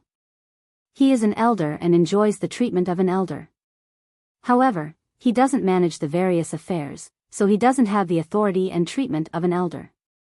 If he manages a mine, he will have the treatment of a mine manager. There are so many changes regarding the elders. This is the framework of the family's power and the most important rule. Once this framework is set, the other changes will be carried out under this framework and it will be much easier to handle. If the elders don't have any objections, then we will redistribute the duties of the elders. Wang Daoxing stood up and asked, "Seventh brother, you've been talking about me for a long time. I just want to ask, how much is the treatment of an elder? You also know that other than fighting, I don't know anything else. It's not easy to earn some spirit stones." Wang Daoyuan asked, "Currently, how much is the monthly payment of the family elders?" "I haven't received an elder's monthly payment, so I really don't know. The family's finances have always been managed by the head elder." Ninth great-uncle replied, "Currently, the family elders receive 20 spirit stones a month, the head elder receives 30, and the family head and grand elder both receive 50. The clansmen guarding the various industries receive 10 spirit stones. Talisman masters, pill refiners, spirit plant farmers, etc., all receive an extra commission. The family's current income should be much higher than when I first left the mountain, right? I remember that at that time, the family's annual income was only about 20,000 spirit stones." Wang Daoyuan asked. Ninth great-uncle was very familiar with these matters and said without hesitation, "These years, we have increased a lot of industries, especially the spirit objects you found. They have created a lot of value. Also, the food that you created, the business of the Drunken Immortal restaurant is also very good. Especially with the addition of the Green Willow State's source of income, the clan's annual income had reached more than 40,000 spirit stones. However, the spirit-forbidding silkworm had already reproduced 2 generations. The previous cocoons were not used for silk extraction, but for reproduction. Currently, the scale of the spirit-forbidding silkworms was already large enough. This generation could already be used to draw silk. However, the growth of the white jade spirit mulberry scale was rather slow. The mulberry saplings that were cultivated by cutting had a slow growth speed and a low grade. They weren't enough to feed the soul-sealing silkworms, limiting the scale of the soul-sealing silkworms. If there are no problems with the external environment, in the next few decades or even centuries, the family's silkworm industry will grow larger and larger, and the income it brings will also be greater and greater.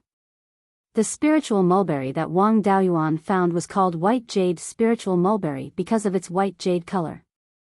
Wang Daoyuan pondered for a moment and said, since the family's income has increased, then let's change the original treatment to that of a title. In addition to the benefits of authority, the benefits of authority and title were the same. The treatment of the patriarch and grand elder would be doubled. In the future, when the family's income is high, then slowly increase the treatment. This is all the content related to the elders' reform. Does the patriarch and the various elders have any opinions? Actually, this kind of reform was to increase the authority of all the elders. Previously, head elder seemed to have great authority, but he was tied down by daily trivial matters and did not have time to exercise his authority at all. All the authority was in the hands of head elder. The other elders did not have much authority at all. Those with authority did not have time to manage matters, and those with time to manage matters did not have authority.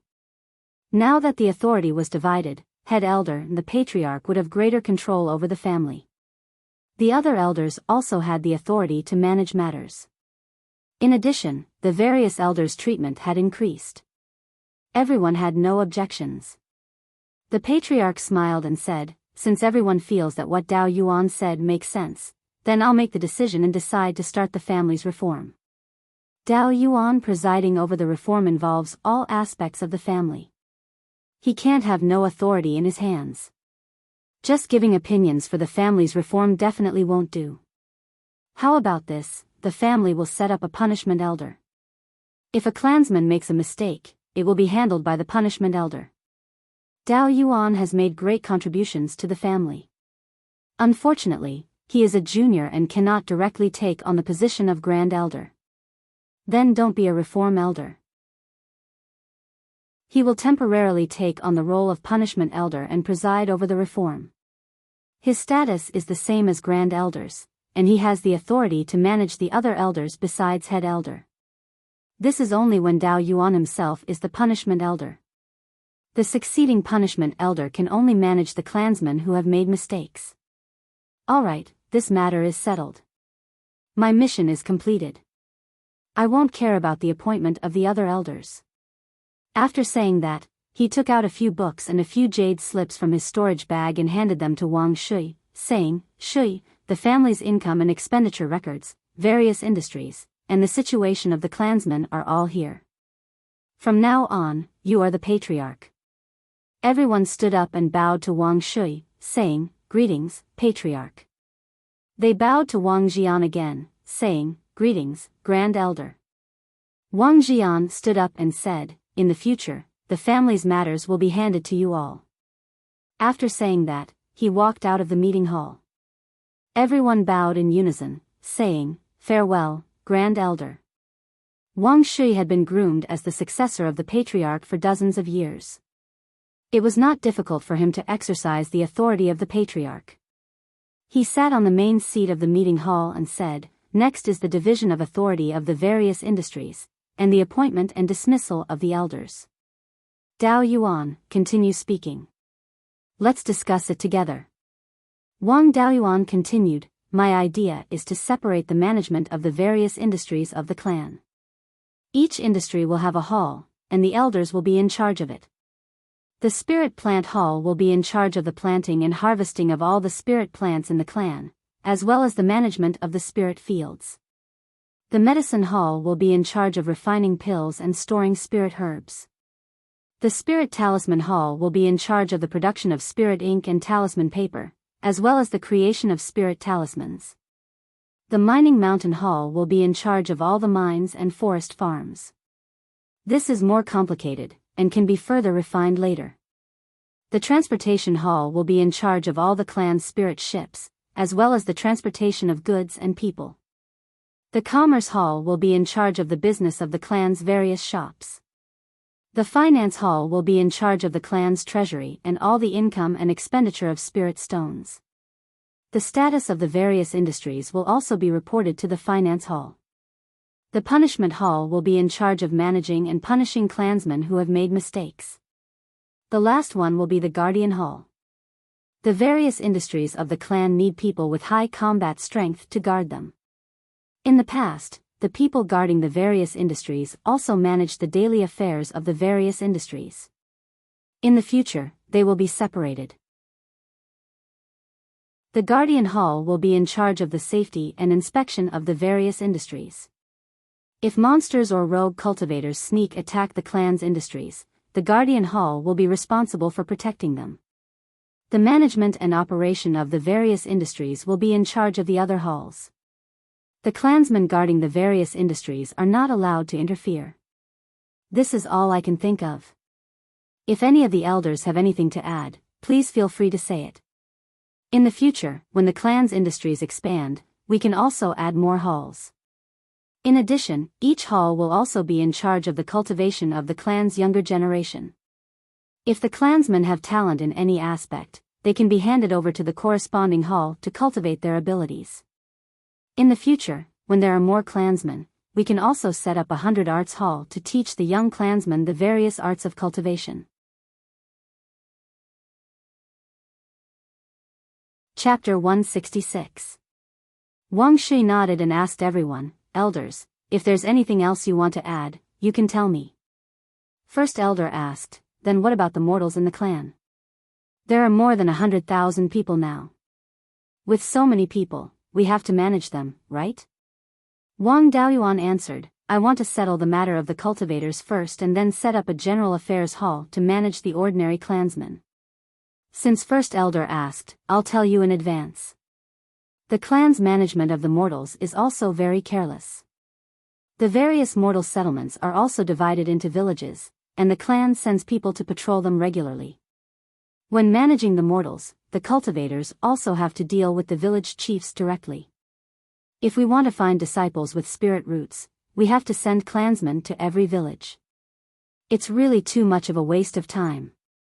Therefore, I plan to manage the mortals in the clan's territory separately. The neighboring villages will be divided into townships and have a village chief to manage them.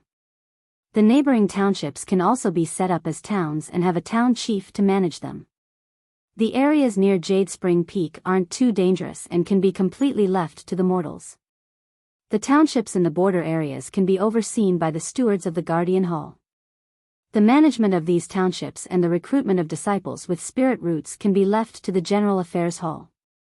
If the clan has any orders, the General Affairs Hall only needs to inform the town chiefs. If the clan wants to select clansmen with spirit roots, they only need to notify in advance and let the ordinary clansmen in the townships and villages bring disciples of suitable age to the town. The cultivators only need to go directly to the town and test these disciples, saving a lot of effort. Of course, if these mortal town chiefs and village chiefs deceive their superiors and use their power for personal gain, then they can be handed over to the disciplinary hall. Fourth uncle Wang Shouyuan asked, "Then how do we manage the mulberry silkworms?" The planting and harvesting of the white jade spiritual mulberry are under the control of the spiritual plant hall. Raising the spirit silkworms and extracting the silk are not under the control of the spiritual plant hall. This is very troublesome. In addition, there are long-eared rabbits, jade-boned phoenix-tailed pheasants, golden rock antelopes, and forest foals used for transportation. If we don't care about these things, the clan's spirit fields will be ruined by them. Wang Daoyuan said with a smile, "Thanks to fourth uncle's reminder, I was only thinking about solving the big problem and almost forgot about these things. For the industries that are currently small in scale and not enough to establish a hall, we can establish a small hall and call it a department. For example, for the mulberry silkworm industry, we can establish a spirit silkworm department. For the management of spirit beasts, a spirit beast division could be established. When the scale was large enough, it could be directly upgraded to a hall. The manager of the spirit silkworm department and the spirit beast department could be called a general manager, and they could also manage many managers. The position of head chief was held by someone who was not an elder. His title and treatment were lower than that of an elder, and his authority and treatment were equal to or slightly lower than that of an elder. Like the elders, the managers were directly managed by the great elder. I suggest that the various halls don't have to be managed by elders. Some of the clansmen were talented in management, but their cultivation and contributions to the clan were not enough for them to become elders. They could also temporarily take on the role of chief steward and manage the hall. If there were areas where the authority of each hall and each division overlapped, they could be further divided. By the way, ninth great-uncle, how many cultivators are there in the clan right now? Ninth great-uncle clearly remembered such important data. He didn't even need to think about it. At present, the clan has a total of 85 cultivators. Among them, there were still 10 people from the Ji generation, 25 from the Shou generation, and over 30 from the Dao generation. In addition, there are also cultivators who have married into the clan or married into the clan, a total of 18 people. Wang Daoyuan asked, I heard that mortals whose ancestors were cultivators had a probability of giving birth to a child with spiritual roots. The highest was 1 in 10, and the lowest was 1 in 1,000. Our clan has more than 100,000 mortals. Even if a large portion of the clansmen were the descendants of more than 30 generations of our ancestors, the probability of giving birth to a cultivator dropped to 1 in 1,000. At the very least, there should be several hundred cultivators, but the clan's present cultivators are less than 100. What's going on? The great elder replied, there is indeed a saying that the probability of giving birth to a child with spiritual roots is higher among the mortal descendants of cultivators. However, this is not only a matter of bloodline, but also a matter of living environment. The close relatives and descendants of cultivators live in places rich in spiritual aura. Occasionally, they can eat spiritual grains and accumulate some spiritual aura in their bodies. Their children are influenced by the accumulated spiritual aura in their bodies, and the probability of them having spiritual roots is higher. If they live in places with thin spiritual aura and can't eat spiritual grains, the probability of their descendants having spiritual roots is not much higher than that of ordinary mortals. Wang Daoyuan pondered for a moment and said, it seems that in order to increase the number of cultivators in the clan, we must first gather the clansmen in places rich in spiritual aura. In addition, the close relatives of the clan's cultivators, as well as the wives and concubines of the cultivators, after they become pregnant, the clan will provide them with spiritual grains for free. With the clan's financial resources, it is impossible to provide for all the clansmen. We can only give priority to the close relatives of the cultivators. These matters can be handed over to the General Affairs Hall to manage in the future. Right now, we can only let the Great Elder manage it. In the future, the treatment of the clansmen will also have to change. According to the amount of contribution, they will be given a monthly allowance. However, these matters are rather detailed and can't be discussed clearly in a short period of time.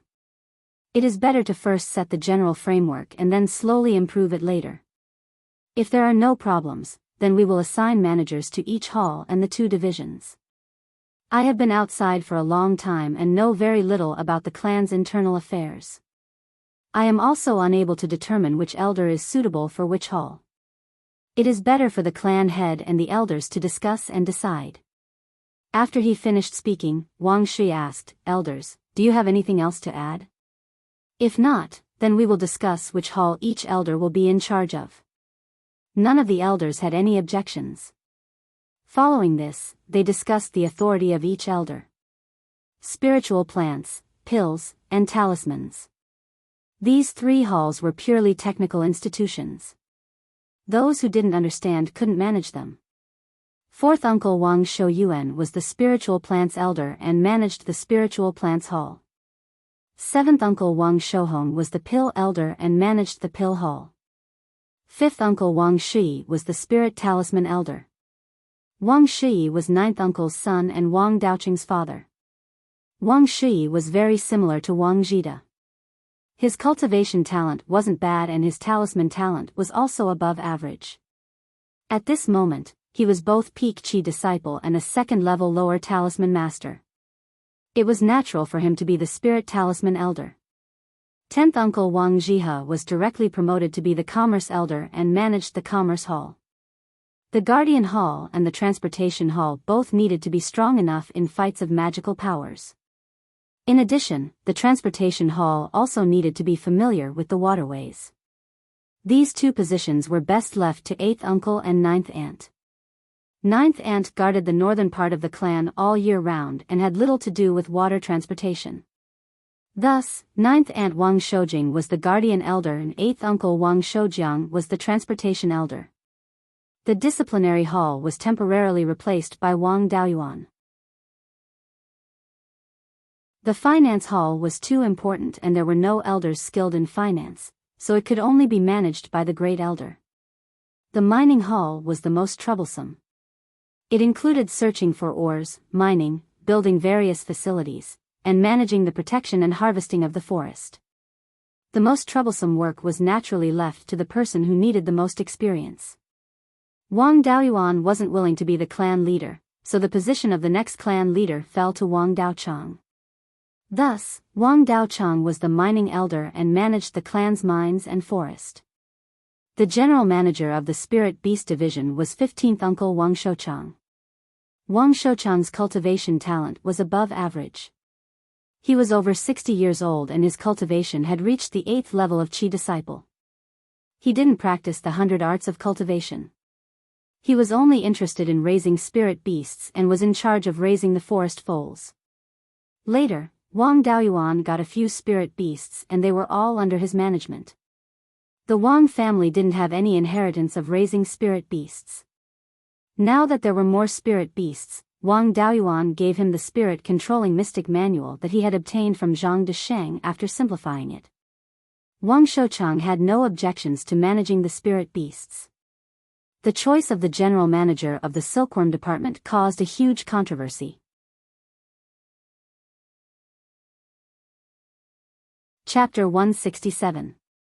Because most of the management of the silkworms had nothing to do with cultivation. Picking, processing the mulberry leaves, and feeding the Ling silkworms regularly, normal people could do these tasks. When the Ling silkworms were full, they usually wouldn't run around. One Xiuzhe could easily manage tens of thousands of Ling silkworms.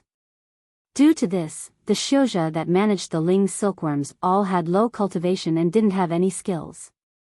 To appoint the chief steward of the mulberry silkworm department, someone who had never managed silkworms was definitely not suitable.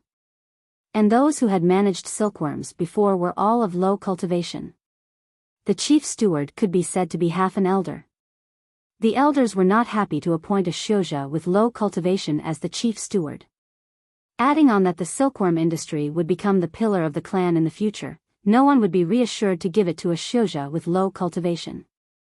In the end, Wang Shui, Wang Zhida, and Wang Daoyuan, the three people with the highest status, decided that regardless of cultivation, ability, and contribution would be looked at. The chief steward of the mulberry silkworm department should be given to someone with ability, and not based on experience or cultivation. In the end, the position of chief steward of the mulberry silkworm department landed on Wang Daoxian's head. Wang Daoxian had entered the clan with Wang Daoyin. Her cultivation talent could only be considered average. She was 30 years old now, and her cultivation was at the 6th level of Qi Lianhe. She had chosen Ling plant cultivation among the 100 arts of Shoxing. Her Ling plant cultivation talent wasn't very good, and the possibility of her becoming a level 2 Ling plant farmer was very small. Because when she was at home, she helped the family raise silkworms and spin silk. The life habits of the forbidden silkworms were not very different from normal silkworms, but their lifespan was much longer. Therefore, after the forbidden silkworms hatched, she was responsible for raising them. She had done this for more than a decade, and she became the steward of the silkworms. Right now, to establish the mulberry silkworm department, there was no one more suitable than her to be the chief steward. All the elders and chief stewards had been chosen, and the first step of the reform had been taken. Wang Shui sighed in relief and said, "The responsibilities of the elders have been arranged clearly. Next, the elders will choose the stewards of the halls and departments." Daoyuan, the first step of the reform is almost done. What is the next step? Tell us first so everyone can be mentally prepared. Wang Daoyuan responded, "The next step has been pretty much said in the previous introductions. The most important thing was to prepare the General Affairs Hall." The General Affairs Hall was in charge of all the clansmen, including the establishment of towns and villages by ordinary clansmen and the search for clansmen with spiritual roots. Usually, the General Affairs Hall had to make decisions on all the big and small matters of the 100,000 people. Also, as mentioned before, in order to increase the number of cultivators in the clan, he gave out free spirit grains to pregnant clansmen. I have never managed ordinary clansmen before, so the arrangements for the General Affairs Department will be up to the elders. Other than the matter of the General Affairs Hall, there was also the matter of adjusting the treatment of the clansmen. He couldn't treat all his clansmen the same way. Those who carried out dangerous missions and those who made special contributions. When calculating their contribution points, they had to be given extra consideration. When giving out benefits, they also had to be given extra consideration. Also, for those with better talent in cultivation and the 100 arts of immortal cultivation, there would be extra subsidies to help them grow. I can only make suggestions for these matters. As for how to operate them, I can't tell you the standards, so I won't be giving instructions to an outsider. These were all things that could be implemented after the various halls were established. There were also some that could be established in the future when the number of clansmen increased. For example, the 100 Arts Hall that specialized in teaching underage disciples cultivation and the 100 Arts of Immortal Cultivation. There was also a hall that could gather information, spy on the enemy, and even assassinate members of the enemy forces. There was also a hall that could be separated from the Guardian Hall and the Transportation Hall to be responsible for external battles. These might take decades or even generations to establish, and could be the goal of long-term reform. That's all I can think of. I also have a suggestion. Make use of the strength of the other clansmen.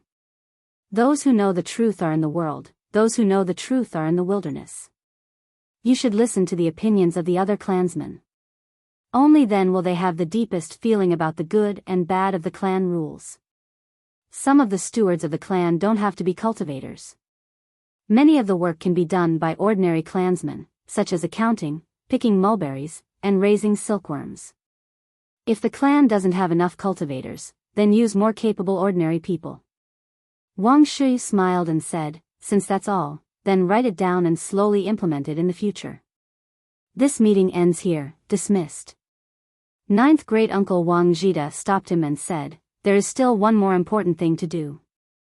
According to the rules of the immortal cultivation world, when the old clan leader is still alive, a celebration will be held for the new clan leader. We need to invite close clans to come and watch the ceremony.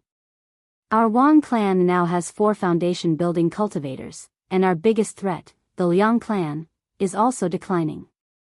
This is a joyous occasion, we must celebrate it properly.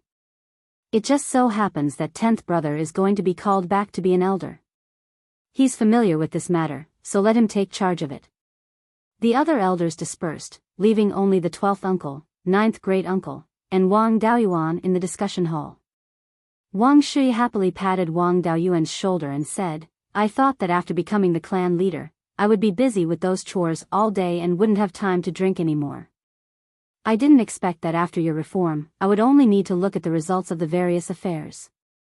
It's more or less the same as before when I was in charge of the spiritual fields. Brat, you still know how to think about me. I have to train Dao Chang as soon as possible and let him be the clan leader. I'll be the grand elder, and I won't have to do anything. Wang Zhida also smiled and said, Dao Yuan's reform measures are really too good. I've been pressured by these clan chores all day. I was afraid that if something wasn't done well, it would cause damage to the clan. Now, the burden has been reduced by more than 70%. When the General Affairs Hall is established and the Finance Hall finds a suitable elder, I'll be completely relaxed. However, what I'm most happy about is that you've actually become a second-tier upper-grade alchemist. You've shouldered the 2 important inheritances of the clan alone. To be able to train you, I can die in peace. Unfortunately, I won't be able to see the day when you become a 3rd-tier talisman master. When you become a 3rd-tier talisman master, you must go to the ancestral temple and tell me, so that I can be happy there. The clan is getting stronger and stronger. When Shi grows up, it's only a matter of time before the glory of the ancestors reappears. For this unreachable dream, I and those old brothers have struggled for our entire lives. We finally saw hope, but unfortunately, we don't have long to live. I really want to live for a few hundred years and see the day when the Wang clan becomes a Jindan clan. Wang Daoyuan comforted, ninth great uncle, why don't you try using the foundation establishment pill? Wang Zhida waved his hand and said, no need. No matter how many foundation establishment pills there are, it's useless. I know my body well and my heart. It can't withstand the medicinal power of the foundation establishment pill. Each generation does the work of the next. Our generation pulled the clan back from the edge of collapse and made the clan rise. The heavy responsibility of leading the clan to reappear, the glory of the ancestors falls on your shoulders. Sixth brother is gone, and fifth brother is gone. Only 10th brother and I are still holding on. We can't hold on for more than a few days. Our era has passed. It's your era in the future. Finished speaking, he bent his back and slowly walked out of the assembly hall with his hands behind his back. He walked back to the assembly hall and continued to deal with the clan's affairs. At the moment of reform, all kinds of affairs were the most numerous. There were still many things that he needed to deal with. His steps were very calm, as if he wasn't facing a mountain of affairs, but walking towards the dream in his heart.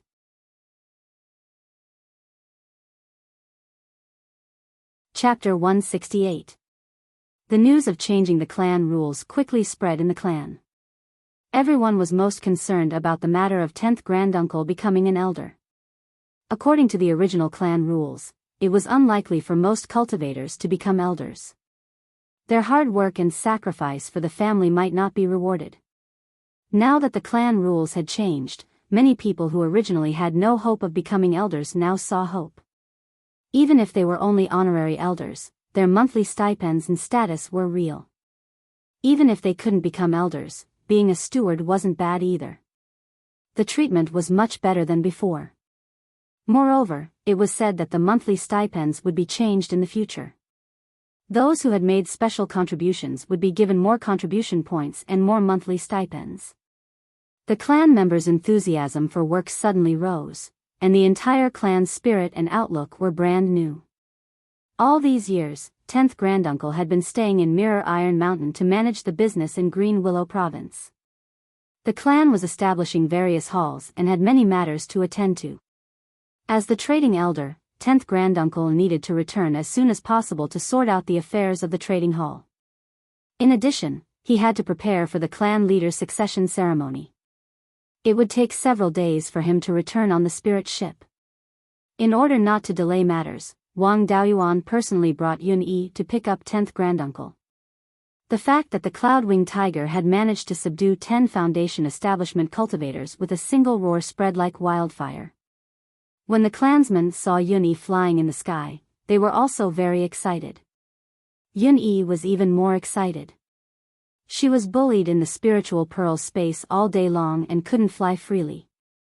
After the spiritual pearl space was upgraded, it was less than 300 feet tall. It was too small for her huge body. Now that she had a chance to come out, she was willing to do manual labor. As soon as this fellow came out, she flew desperately. Wang Daoyuan couldn't catch up with her at all. He might as well just ride it and hurry on his way.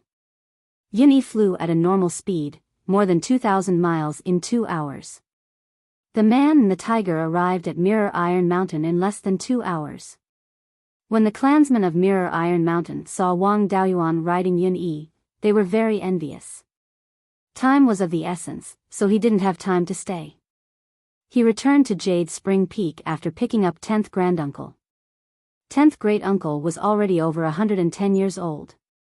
He rode Yun Yi and flew in the air. He was as excited as a child.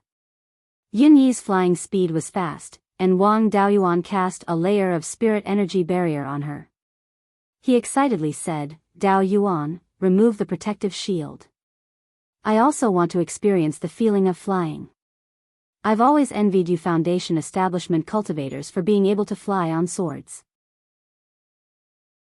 It was a pity that Foundation establishment cultivators couldn't take others with them on their flying swords, so they had never tried it before.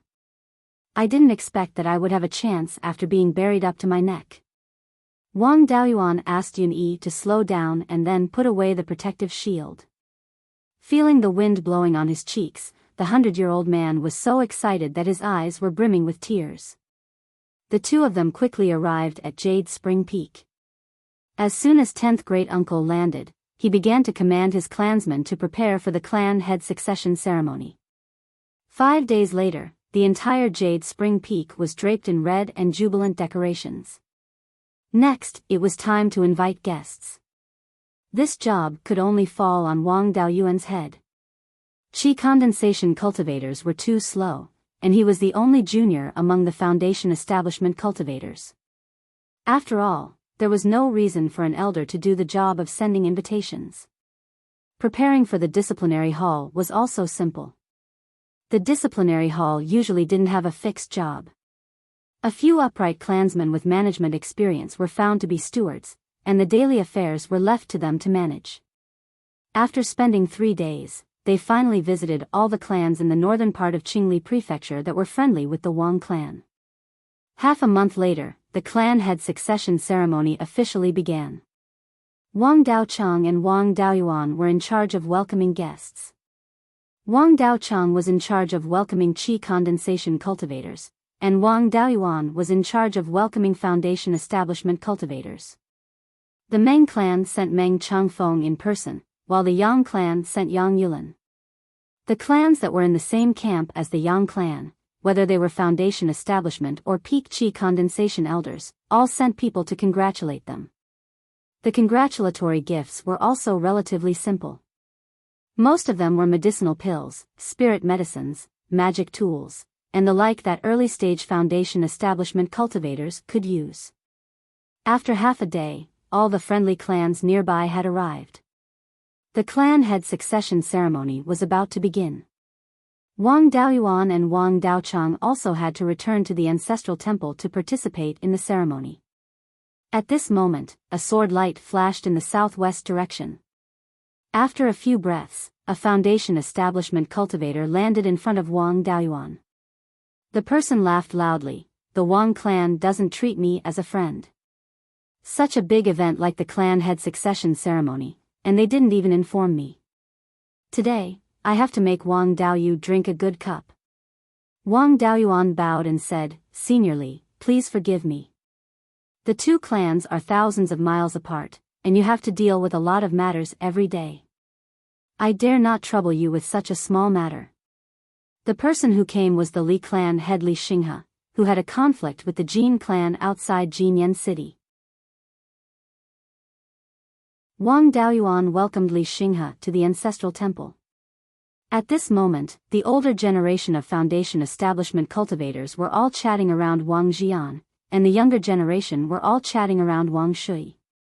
Seeing that Li Xinghe had arrived, Wang Jian immediately went forward to welcome him. Li Xinghe said reproachfully, "Wang Daoyu, you don't treat me as a friend. You didn't even send me an invitation for such a big event. I came uninvited. Don't tell me the Wang clan didn't prepare food and wine for me?" Wang Jian smiled and said, "You are a busy person with many things to do. How would I dare to trouble you with such a small matter? Don't worry about the food and wine. It's enough to get you drunk dozens of times." Li Xinghe sighed and said, "I really envy you. The Wang clan has a successor, and you have such a good successor like Shi little friend. Also, Daoyuan and Daochang, these two little friend, can also take on important roles. Unlike me, I have to personally deal with the matters of the clan." Wang Jian smiled and said, "You are too modest. The Li clan has more than 100 cultivators, and I have seen only 2 juniors who can take on important roles. If you want to be like me and focus on cultivation, can't you find someone to entrust it to?" Li Xinghe smiled in relief. There are indeed a few juniors in the clan who can be entrusted with important roles. However, compared to the 3 juniors you have, they are still lacking. Furthermore, they are still immature. I am still worried about handing the clan over to them now. The two of them exchanged pleasantries, and soon, the ceremony officially began. Grand Duke Wang Jiza personally read the sacrificial oration in front of the ancestral temple, informing the ancestors that the clan had a new clan leader. The sacrificial oration first praised Wang Jian for stabilizing the clan that was on the verge of collapse during his time as the clan leader, and even led the clan to prosperity. After that, it praised Wang Shui for his excellent talent, and for being able to take on important roles. He would definitely be able to inherit the foundation of the ancestors, carry on the ambition of reviving the clan, and lead the clan back to its former glory. Finally, it prayed for the ancestors to bless the clan and ensure that the clan would prosper for 10,000 years. After the sacrificial oration was read, the new and old clan leaders handed over the clan leader's seal. Wang Jian handed the Raging Wave sword and the clan leader's seal to Wang Shui, and gave him a few words of encouragement. The Raging Wave sword was a magic tool that Wang Qingzu often used when he was still a foundation establishment cultivator. Later on, because the Wang clan leader had always been a foundation establishment cultivator, this sword became the symbol of the Wang clan leader's identity. Wang Shui bowed and received the sword and seal, expressing that he would work hard and lead the clan back to its former glory. After the ceremony, it was time to start the banquet. Wang Daoyuan led everyone to the hall below the ancestral temple, north of the Jade Dragon Spring. The hall was only used for important events such as the arrival of important guests or the inauguration of the clan leader. The final segment of the ceremony was held in the hall. Currently, the Wang clan had many different types of spirit beasts and spirit fruits, and they even had the scarlet blood wine that had been stored in the cellar for decades. In addition, they had a restaurant that had been open for more than 20 years, and they also had a few clan members with good culinary skills. All the guests who came to congratulate them were full of praise for the Wang clan's food and wine.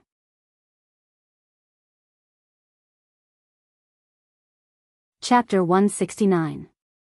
After 3 rounds of wine and 5 dishes, everyone began to leave. However, Li Xinghe and Meng Changfeng passed out drunk. After everyone left, the two of them suddenly became energetic. Wang Shui naturally knew that the two of them deliberately passed out drunk because they had something to discuss. He led the two of them to the meeting hall. Wang Daoyuan also came to the meeting hall.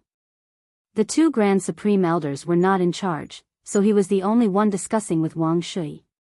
After the 4 of them sat down, Wang Shui asked, "Dao Yu, what's the matter?"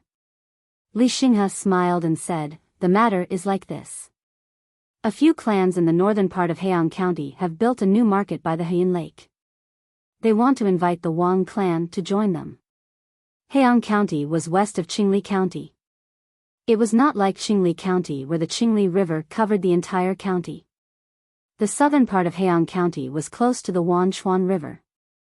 There were many rivers and water transportation was convenient. The northern and central parts were more awkward. There were no large rivers, only small rivers and large grasslands.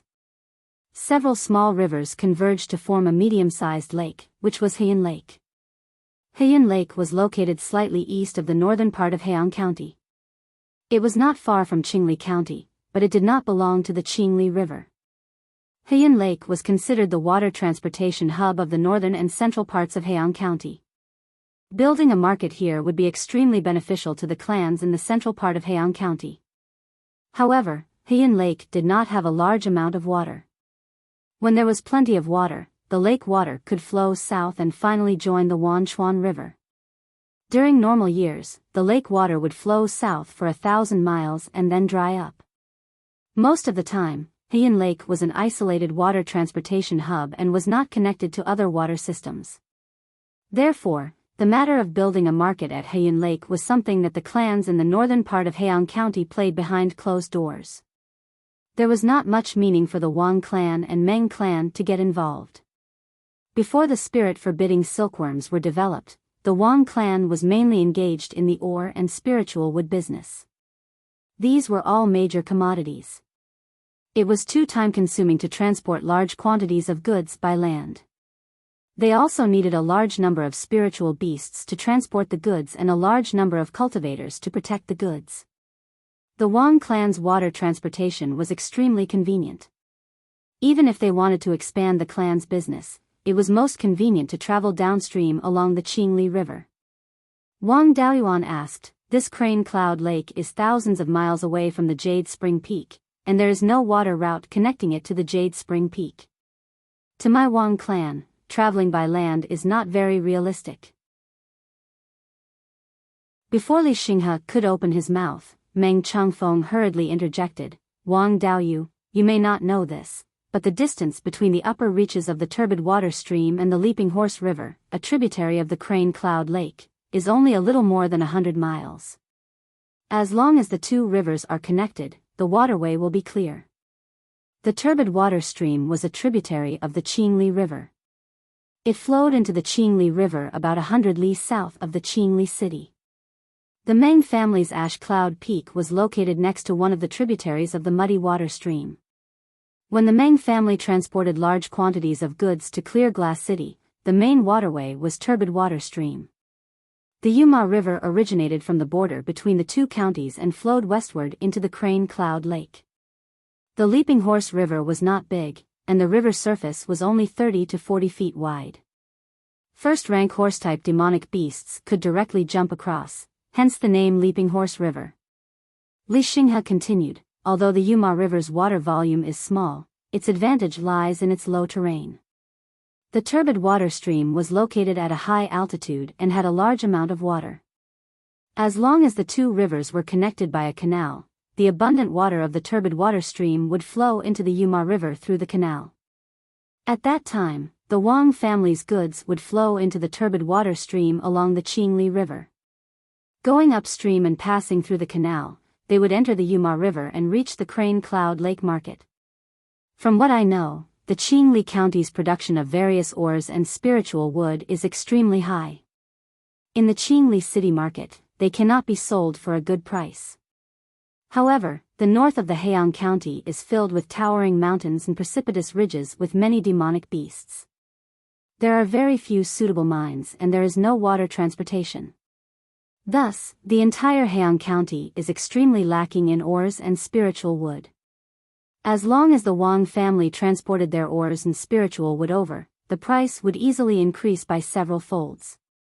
Furthermore, the demand in Heian County is very high. The ores and spiritual wood transported by the Wang family will definitely not be overstocked." Wang Shi asked, "If I remember correctly, the mountain between the turbid water stream and the Yuma River is the Iron Screen Mountain, right? The rocks of this mountain are extremely hard. Do you have the ability to dig through it?"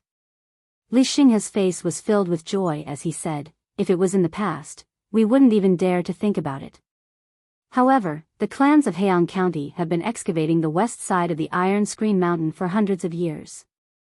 Some time ago, the Iron Screen Mountain collapsed from the excavation and a 30-meter wide gap appeared. After a few of our foundation establishment cultivators went to investigate, they all felt that we could use this gap to dig a canal that connects the turbid water stream and the Yuma River." Wang Daoyuan and Wang Shui were both flabbergasted. Wang Shui didn't know whether to laugh or cry as he said, "You Heian County cultivators are really poor. Apart from being hard, the rocks of the Iron Screen Mountain don't have much value. Is there a need to fight to the death for hundreds of years?" Li Xinghe laughed awkwardly. "Aren't we going crazy from the lack of rocks? We can only dig whenever we see a rock. I didn't expect to find such a great benefit." Wang Shui pondered for a moment before saying, "My Wang family is lacking people. We can't spare anyone to help dig a canal." Li Xinghe didn't find it strange at all as he laughed. "How could we trouble the Wang family with such a small matter? We can send people from our side. After all, the biggest obstacle, the Iron Screen Mountain, has already been excavated. The other places aren't much. With the strength of us foundation establishment cultivators, we can dig a 100-mile canal in no time. I came here to contact a few clans that produce ores, stones and wood to do business in Heian Lake Market." Wang Daoyuan asked, seniorly, "Why don't you contact the Yang family? The Yang family is now the leading clan in the north of Qingli County. As long as the Yang family agrees, isn't this a small matter? Li Xinghe sighed and said, if we can convince the Yang family, it'll be fine. However, this matter will harm the Yang family's interests. The Yang family mainly refines weapons. The cheaper the ores and spiritual wood in Qingli County, the greater the benefits for the Yang family. However, once the waterway between Qingli County and Heiyuan Lake is opened, the ores and spiritual wood in Qingli County will have a new market. The price will definitely rise and it will be disadvantageous for the Yang family. It's already good enough that the Yang family doesn't personally suppress them. Why would they help? Wang Shi thought for a while and said, this matter is really not easy to handle. My Wang family and the Yang family have been friends for hundreds of years. If it really harms the Yang family's interests, I won't dare to act rashly. I will need to discuss it with the clan's elders. Li Xinghe wasn't in a hurry and replied, this should be done. I am currently in the Iron Screen Mountain area and am in charge of excavating the canal. If there is a result, you can tell Dao Yumeng and let him pass it on to me. Finished speaking, Li Xinghe and Meng Changfeng bid farewell and left. After they left, Wang Shi asked, Daoyuan, what do you think about this matter? Wang Daoyuan replied, we are all amateurs in this area. I don't even know the price of spiritual wood and ores. It's better to ask 10th granduncle. He is an expert in this area. Wang Shi nodded and said, then gather all the elders and discuss this matter. Especially 10th granduncle's opinion.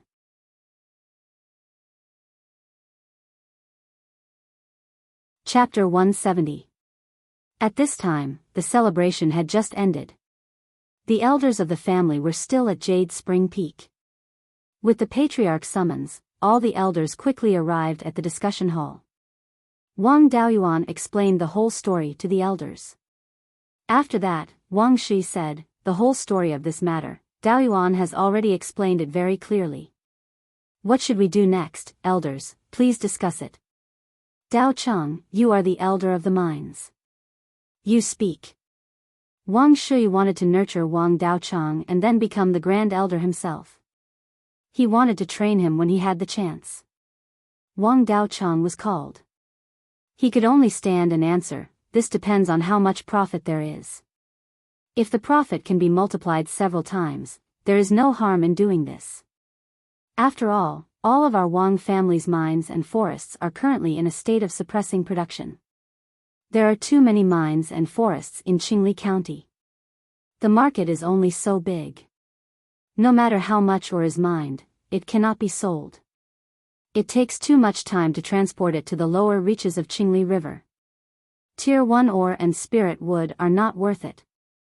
If we can open up a water transportation route to Heian County, there is no need to worry about not being able to sell things. There is also no need to suppress production. The family's income can also rise to another level. As for offending the Yang family, we did not directly go against the Yang family. Now that there was a new market for ores and spiritual wood, it was only natural that their prices would rise. It is not like our Wang family did it on purpose.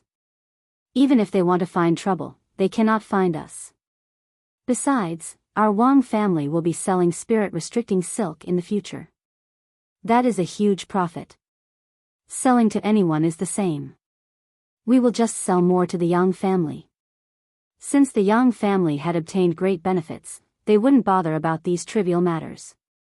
But I don't understand why Meng Changfeng is so proactive. Can't he see that this is a matter of offending the Yang family? Offending the Yang family will not affect us much. The Wang family is already the strongest subordinate family in the Yang family camp. Whatever the Yang family does, they will definitely rely on our Wang family. They will not become enemies with our Wang family over such a small matter. The Meng family can only survive because of the Yang family. Even surviving is difficult. Where did they get the guts to offend their backer? Ninth great uncle smiled, I admire fifth brother's eye more and more. He has long said that Dao Cheng is also the material to be the patriarch. He did not see it before. He was indeed a good seedling if he were to be sent out to gain experience. Dao Cheng's analysis is correct. There's no harm in our Wang clan doing this business. If he indirectly damaged the Yang family's interests, the Yang family wouldn't do anything. In the future, he could use the spirit-restricting silk to make up for it. As for what the Meng clan thinks, Dao Yuan, you tell us. Wang Daoyuan stood up and replied, now I finally know why Senior Meng Qingshan said he was worried before he died. On the day Taigong and I went to pay our respects, Meng Changfeng used the excuse of thanking Yun Yi for carrying Senior Meng's coffin back and asked me to release Yun Yi to help him. After receiving the compensation from the Liang family, they did not return the gifts to thank the Yang family and our Wang family. It could be seen that Meng Changfeng was indeed a person with means. He could see the benefits in front of him, and he had the ability to take them. However, he didn't understand the principle of reciprocity and didn't know how to deal with other forces. He wasn't a qualified leader. Moreover, he was too short-sighted and could not see the future.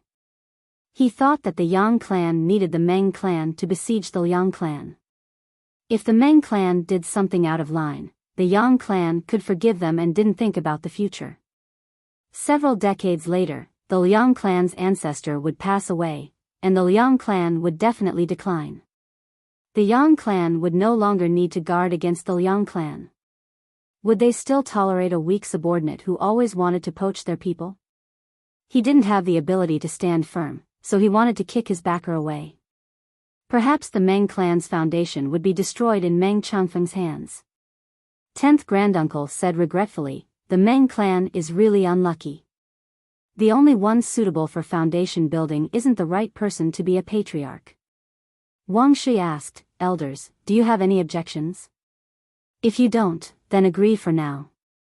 Afterwards, we'll send people to try and see how much profit we can get. If the profit is low, then we'll ship less. If the profit is high, we'll buy a shop there and do this business well. 10th Granduncle, you'll be in charge of this matter. Dao Cheng and Dao Yuan will assist you. The three stood up and said yes. Wang Daoyuan directly rode his sword to Qingyun Peak and explained the Wang clan's intentions to Meng Changfeng. After Meng Changfeng received the news, he eagerly sent a message to Li Xinghe. Wang Daoyuan took his leave and thought to himself, what a pity. This kind of person can be used to assume personal responsibility, but not to take charge of the overall situation. He's a talented general, but he's sitting in the position of marshal. 2 months later, Meng Changfeng came to Yuchuan Peak and passed on the news to Li Xinghe. The canal between Muddy Water Stream and Yuma River had been dug through. Li Xinghe invited the Wang clan to send people to Heian Lake Market to discuss matters of cooperation. The Wang clan had long since made preparations. They sent out 10th Granduncle, Wang Daochang, and Wang Daoyuan with 2 spirit ships to Heian Lake. Of the 2 spirit ships, one was loaded with all the Wang clan's ores and the other was loaded with all the types of spirit wood. Only a little of each type was loaded. The goods on these 2 ships were used to test the waters and see what kind of price they could be sold for in Heian Lake Market. They could also display the types of products the Wang clan had. The 2 ships set off from Sleeping Bow Lake and headed south. After reaching Clear Glass Market, they continued south for 100 li. When they reached the place where Muddy Water Stream flowed into Clear Glass River, the river water here was half muddy and half clear. The eastern half of the river was so clear that the bottom could be seen, while the western half was filled with roiling turbid waves. The spirit ship turned here and entered Muddy Water Stream. Muddy Water Stream's volume was no less than Clear Water Stream. It was just that the water surface was narrower and the flow was faster. 3,000 li to the west, the tall mountain range in the west could already be seen in the distance. This was the legendary Iron Screen Mountain. It really was like a huge screen that separated things. After another 1,000 li, Iron Screen Mountain was already in sight.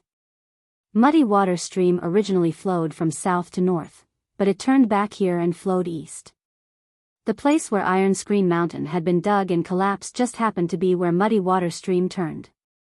This place that had been dug and collapsed was named Heaven's Gate Pass. This name was quite appropriate. Looking from the east, it really did look like a gate had opened in the sky. The stream was artificially divided into two here. About half of the water passed through Heaven's Gate Pass and flowed west. Wang Daoyuan did not dare to let the spirit ship pass rashly. If the west side of Heaven's Gate Pass was a steep slope, the spirit ship would definitely be smashed to pieces. He flew over Heaven's Gate Pass on his sword in advance and found that the west side was a huge gentle slope. The slope was much smaller than the east side. There was no difficulty for the spirit ship to sail here. The location of Heaven's Gate Pass could be said to be just right. It was very convenient to lead the stream through Heaven's Gate. He really did not believe that it had been dug and collapsed accidentally. The spirit ship passed through Heaven's Gate Pass and entered the canal. This canal was more than 200 feet wide and more than 3 feet deep. The water flow was not particularly fast. The spirit ship was driven by spiritual power and could barely go against the flow. This river was not very wide or deep, but it was dug out of Iron Screen Mountain, which had extremely hard rocks. With the hardness of Iron Screen Mountain's rock, Wang Daoyuan's golden knife technique could only leave a mark less than an inch deep on the rock. A canal that was more than 100 miles long could not have been dug out in a short time. In order to break through Iron Screen Mountain and open up the waterway between the two counties, several families in Heian County really spent hundreds of years of effort.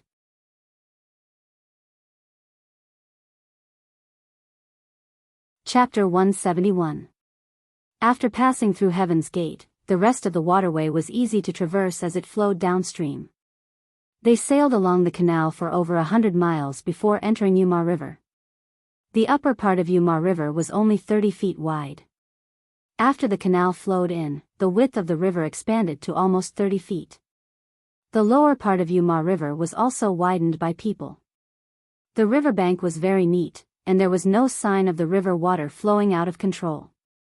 Following Yuma River westward for over 2,000 miles, they arrived at Heian Lake. Heian Lake was a circular lake with a small area of less than 200 miles in diameter. This was only after the canal was dug and the muddy water stream poured in. Wang Daoyuan had stayed in Luliu province for nearly 20 years and was used to the Hundred Rivers Lake. Now, Heian Lake was too small. Near the shore, there was grass that had just been submerged underwater. It seemed that after the canal was dug, the lake expanded a lot. The center of the lake was very deep, at least 30 to 40 feet deep. The place where Crane Cloud Lake was located was a natural depression. The east, west, and north sides were very high and the rivers all converged towards Heian Lake. Only the southeast corner of the lake was low. The lake water flowed out from there and formed a stream called Heian Stream. Heian Stream was 50 to 60 feet wide and only 1 foot deep. The water flow was very gentle. This amount of water was incomparable to the amount of water from Heaven's Gate. In the future, the water level of Heian Lake would continue to rise and the flow of Heian Stream would also increase until the water level of Heian Lake stabilized. At this moment, Wang Daoyuan finally understood that the few clans of Heian County had big plans. Digging through Taiping Mountain was not only to connect the two counties to each other, but also to expand southward. Half of the muddy water stream's water flow would be channeled into Heian Lake and the flow of Heian Stream would skyrocket. Even in normal years, it could flow southward into Wanchuan River and navigation would not be a problem. In this way, after the clans in the northern part of Heian County became stronger, they could expand their business to the southern part of Heian County through the waterway. Digging through Taiping Mountain would solve the problem of lacking resources in the northern part of Heian County and provide a bright future for the clans in the northern part of Heian County. It would also solve the problem of Qingli County's resource backlog, killing 3 birds with 1 stone. The old ancestors of these clans were really far-sighted. The Yuma River converged from the east of the Crane Cloud Lake, and the Crane Cloud Creek was at the southeast corner of the Crane Cloud Lake. The Crane Cloud Lake Market was built on the shore between the mouth of the Yuma River and the Crane Cloud River. It was convenient to receive the resources from Qingli County, and it was also convenient to do business with the southern powers of Heian County. However, the market square was not completed yet. Only a few dozen shops near the mouth of the Yuma River had been completed. The layout of the market square was very particular.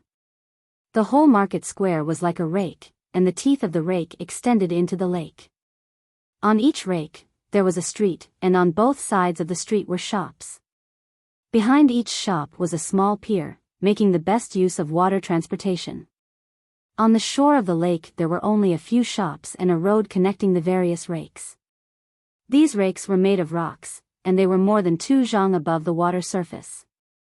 They had fully taken into account that the water level of Heian Lake would continue to rise in the future. As soon as the Wang family's spirit ship arrived, more than 10 people immediately came forward to greet them. The 5 or 6 people in front were all Foundation establishment cultivators. They should be the patriarchs of the various families. The leader was Li Xinghe. The spirit ship docked at the first rake closest to the mouth of the Yuma River, and the 3 people of the Wang family disembarked. Li Xinghe was a Foundation establishment cultivator. As the only Foundation establishment cultivator of the Wang family, Wang Daoyuan naturally had to walk at the front. Li Xinghe cupped his hands. "Little friend Wang, how have you been? The few of us have been waiting here for the stars and the moon, and finally, our little friend has arrived." Wang Daoyuan returned the greeting. "The mountains are high, and the water is far away. I'm not familiar with the waterways, so I walked slowly. I've made all of you wait. There are still important matters in the family, so the patriarch can't come personally. I hope that all of you will forgive him." Li Xinghe waved his hand. "The Wang family has many businesses and many affairs. How can the patriarch leave so easily? We are already very satisfied that our little friend can come. Please come in, we can slowly discuss business matters." Under Li Xinghe's lead, Wang Daoyuan and the other 2 people came to a hall that was very similar to the Wang family's meeting hall. Everyone took their seats. Li Xinghe asked, "What kind of spiritual items did the Wang family bring this time?" Wang Daoyuan answered, "The Wang family is weak, our territory is small, and we have few businesses. This time, we only brought 10 types of first-grade ores, 2 types of second-grade ores, 12 types of first-grade spiritual wood, and 1 type of second-grade spiritual wood. However, we didn't bring much of each type of resource. The patriarch wants us to first bring samples and see the price." Hearing that there were more than 20 types of resources, and 3 types of second-grade ones, the few Foundation establishment cultivators became excited. Li Xinghe asked, "What are the types? Can little friend Wang tell us?" Wang Daoyuan introduced Wang Zhihe and Wang Daochang to everyone, saying, "This is my 10th granduncle, the Wang family's elder in charge of trade. This is my second brother, the Wang family's elder in charge of mines and forests. If you want to ask about the types of ores and spiritual wood, you can ask my second brother. If you want to ask about business, my 10th granduncle can answer." Wang Daochang gave a detailed introduction of the ores and spiritual wood that he brought. Li Xinghe asked, "How much of this green jade bamboo can the Wang family provide?" Although this item isn't considered rare in Qingli County, it is a rare item in the northern part of Heian County. The second-grade spiritual wood that the Wang family brought was precisely the green jade bamboo. Although this item wasn't classified as a tree, it was usually included in the spiritual wood category during business transactions. Wang Daochang answered, "The Wang family hasn't been cultivating this green jade bamboo for long. Every year, we only produce 4 or 5 stalks and sell them to the Yang family. Every year, we can sell at most 2 stalks to Heian Lake Market. The green jade bamboo needed to grow for 20 years before it could be used to refine magic tools. A complete stalk of green jade bamboo could at most be used to refine low-grade second-grade magic longswords. Taking into account the success rate, normal tool refiners could only produce 2 or 3 swords at a price of around 2,000 spirit stones each. At Qingli Market, the price of a stalk of green jade bamboo was usually around 1,000 spirit stones. Wang Daoyuan ordered the boatman to carry a stalk of green jade bamboo to the door. Several Foundation establishment cultivators immediately used their spiritual sense to sweep it over. Soon after, they used their spiritual sense to communicate with each other. Afterwards, Li Xinghe made a bid. How about 2,000 spirit stones for a stalk of this green jade bamboo? Of course, this was only a test price. The three Wang family members only smiled and didn't say anything. Li Xinghe sighed and said, at most 3,000. Although there aren't any cultivators from other counties that come to Heian County to sell resources, there are still cultivators that sell magic tools. A low-grade second-grade magic tool is only around 3,000 spirit stones. If the price of the green jade bamboo is any higher, we tool refiners won't be able to make any profit. The three Wang family members used their spiritual sense to communicate and nodded in agreement.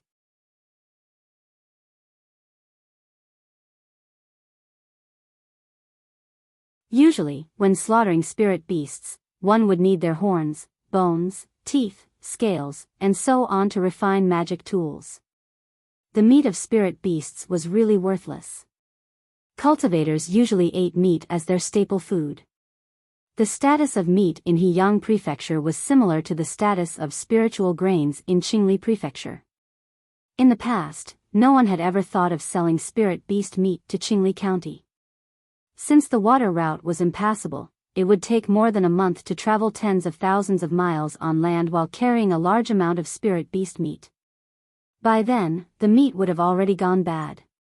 If he were to bring along a living spirit beast, he would have to prevent the spirit beast from escaping and rogue cultivators from intercepting him. It would require too much manpower, and the losses outweighed the gains. Now that there was a waterway, the speed of transportation was much faster than by land. The spirit ship was filled with demonic beast meat, unlike when it was filled with ores, which would severely affect its speed. If they drove the spirit ship at full speed, they could reach Clear Glass City in 3 to 4 days. Demonic beast meat didn't rot as easily as ordinary meat. After 3 to 4 days, it was still relatively fresh. Hearing this, Li Xinghe was energized. This was a huge business opportunity. He hurriedly replied, of course there's no problem. Which one of us doesn't have a large number of spirit beasts? As long as the Wang family is willing to accept it, there's no problem on our side. We can have as many spirit beasts as you want, dead or alive. After that, Wang Zhihe and Li Xinghe discussed the details of the cooperation. In the end, Li Xinghe represented the local family and gave the Wang family a shop for free. The location of the shop was also excellent. It was located at the first tooth of the nail, the place closest to the mouth of the Yuma River. Li Xinghe gave the token that controlled the shop's array formation and a communication jade talisman to Wang Daoyuan. This communication jade talisman was not simple. It could only be refined by at least a second-tier upper-grade weapon refiner. Communication jade talismans were used one-to-one. Ordinary communication jade talismans only had a maximum transmission distance of about 2,000 miles. However, the communication jade talisman that Li Xinghe gave him had a maximum transmission distance of 10,000 miles. Using this jade talisman, he could directly communicate with Heian Lake Market from Jade Spring Peak. Wang Daoyuan and the others left Heian Lake with 2 spirit ships filled with fresh spirit beast meat. Although it was fresher to bring live spirit beasts to Qingli Market to slaughter them, transporting them was difficult. Once the spirit beasts caused a ruckus, the ship would capsize. Spirit stones were placed in all the energy supply array cores of the propulsion array formation inside the spirit ship, and the array formation was operating at full power. In just 3.5 days, they arrived at Qingli Market. The 2 spirit ships docked at the small dock of the Jade Spring Miscellaneous Goods Store. Wang Daoyuan called out and a few people immediately ran out of the store to help unload the goods. Everyone quickly moved the spirit beast meat to the underground freezer of the Drunken Immortal Inn to store it. The ice in the underground freezer of the Drunken Immortal Inn was made with first-tier ice attribute spirit talismans. Wang Daoyuan could barely refine ice, wind, and thunder attribute spirit talismans. However, because he did not have a second-tier talisman inheritance, he could only refine first-tier spirit talismans. Unfortunately, if the ice attribute spirit talisman was used in the outside world, the ice created would quickly melt.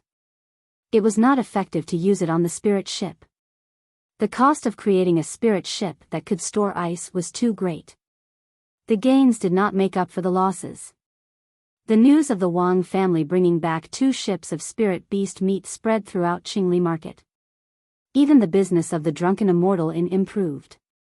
The matter of the Iron Screen Mountain in Heian County was also not a secret. It was obvious that the Wang family had made a deal with the clans in Heian County to buy the demon beast meat. As for what they were selling, it was obvious. In a small room in the Yang family store where Wang Shui had reached foundation establishment, the Yang family patriarch sat high above and asked the 2 youths, "You all know that the Wang family sold the ores and spirit wood to Heian County and shipped the spirit beast meat back. Tell us, what should our Yang family do?" There was a middle-aged man and 2 youths in the room. There were a total of 3 foundation establishment cultivators. One of the muscular youths said, "The Wang family is simply looking down on our Yang family. We have protected them for 300 years and they repay kindness with enmity. And the Meng family, this matter was instigated by them. They have really raised a bunch of ingrates." Yang Yong said, "Yuhu, you can't say that. Yulin, what do you think?" Yang Yulin replied, "Although the Wang family's business with Heian County will cause the price of ores and spirit wood to rise, they are not deliberately harming our Yang family's interests. Heian County has spent several hundred years of effort to open up the waterway. They have made ample preparations and the general trend is already set. Even if the Wang family does not do this business on account of our Yang family, what about the Liang family? Once the waterway is open, there will always be people doing business. Rather than letting the enemy take the initiative, why not let the Wang family take advantage of this first?" The Wang family has 4 foundation establishment cultivators and Wang Daoyuan seems to have obtained the legacy of an ancient cultivator. He has cultivated 5 elements techniques and even obtained a foundation establishment pill. Otherwise, how could a penta spirit veins cultivator reach foundation establishment before Wang Daochang? It is hard to say how many foundation establishment pills he has obtained. It is also hard to say how many foundation establishment cultivators the Wang family will have in the future. The Wang family has already become an influential power in the northern part of Qingli County. In the future, whatever our Yang family wants to do, it will be much better with the Wang family's cooperation. Our Yang family should rely heavily on the Wang family and treat them as an important ally, not an enemy. If we push the Wang family into the enemy camp because of such a small matter, our losses will be even greater. It is just that I do not understand, where did the Meng family get the guts to instigate this matter?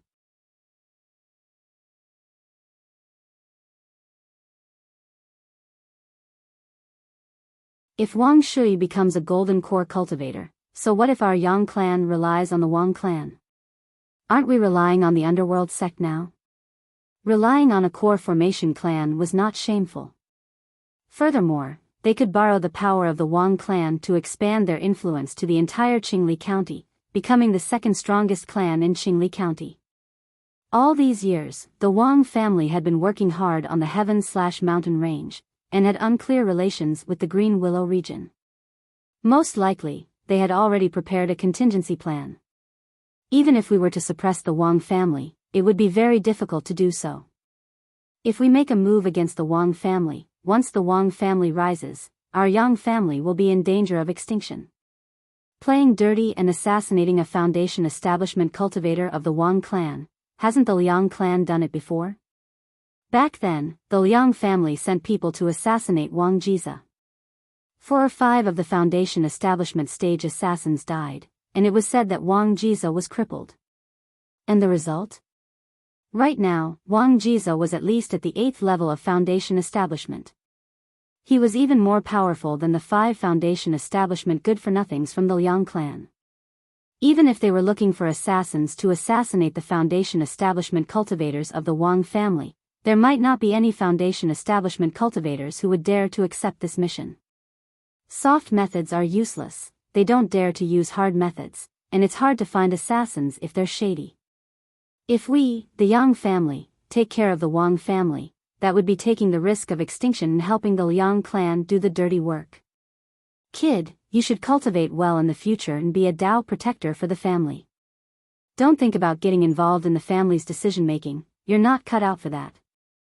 Yang Yuhu was still unconvinced. I don't believe the foundation establishment cultivators of the Wang family are that powerful.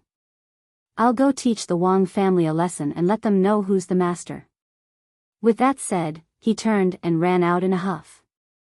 Yang Yulan hurriedly went forward to stop him, but Yang Yuhu pushed him away and ran out of the door. The middle-aged foundation establishment cultivator asked Yang Yong, "Grandfather, aren't you afraid that Yuhu will cause trouble?" Yang Yong raised his teacup and drank a mouthful of tea, smiling. What trouble can he cause? I know Yuhu's temperament very well. He won't bully the qi refinement cultivators of the Wang family. He will only find trouble with the foundation establishment cultivators. The Wang family has 4 foundation establishment cultivators, who can he beat? The foundation establishment cultivators of the Wang family are all people who can see the big picture and won't hurt him. Let him cause trouble, it can also be considered as a warning to the Wang family. The middle-aged foundation establishment cultivator was somewhat incredulous, asking, "You're saying that Yuhu can't beat Wang Daoyuan?" Wang Daoyuan has just entered the foundation establishment realm not long ago.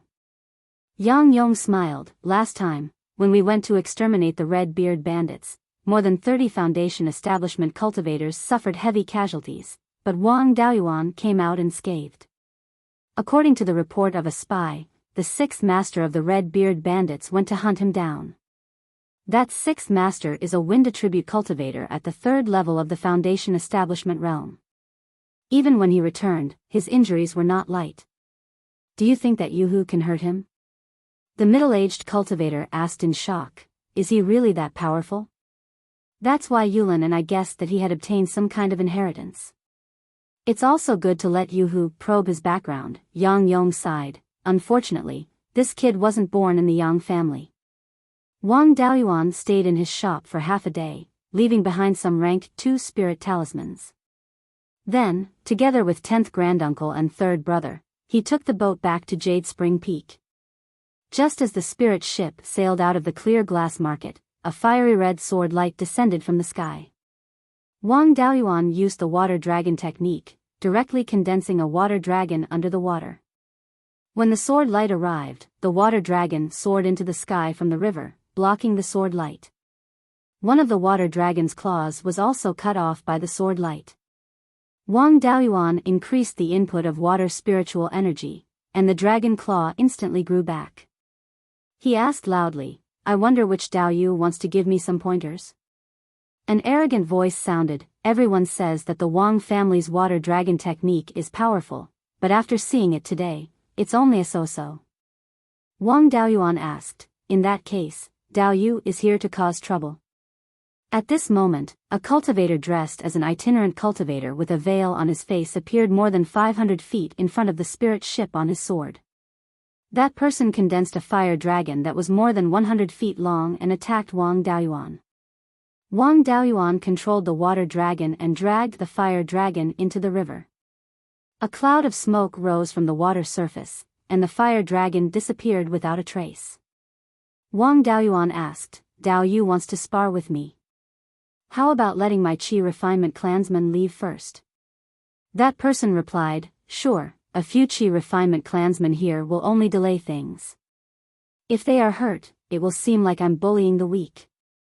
Wang Daoyuan summoned the water dragon out of the river surface, left the spirit ship, and landed on the water dragon. He kept an eye on his opponent to prevent him from attacking the spirit ship.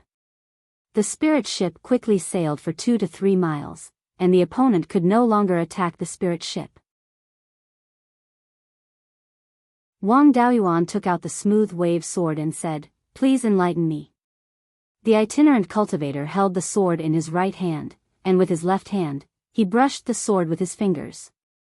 Instantly, 3 scarlet beams of light shot towards Wang Daoyuan. The 3 scarlet beams of light were not powerful, and a water wall blocked all 3 of them. However, this move scared Wang Daoyuan quite a bit. The move that the itinerant cultivator used was a common starting move used by sword cultivators. It was called sword casting. Sword cultivators mainly focused on the sword, but it was not that they did not cultivate Dharma spells. It was just that when they were fighting, they cast Dharma spells with the sword in their hands.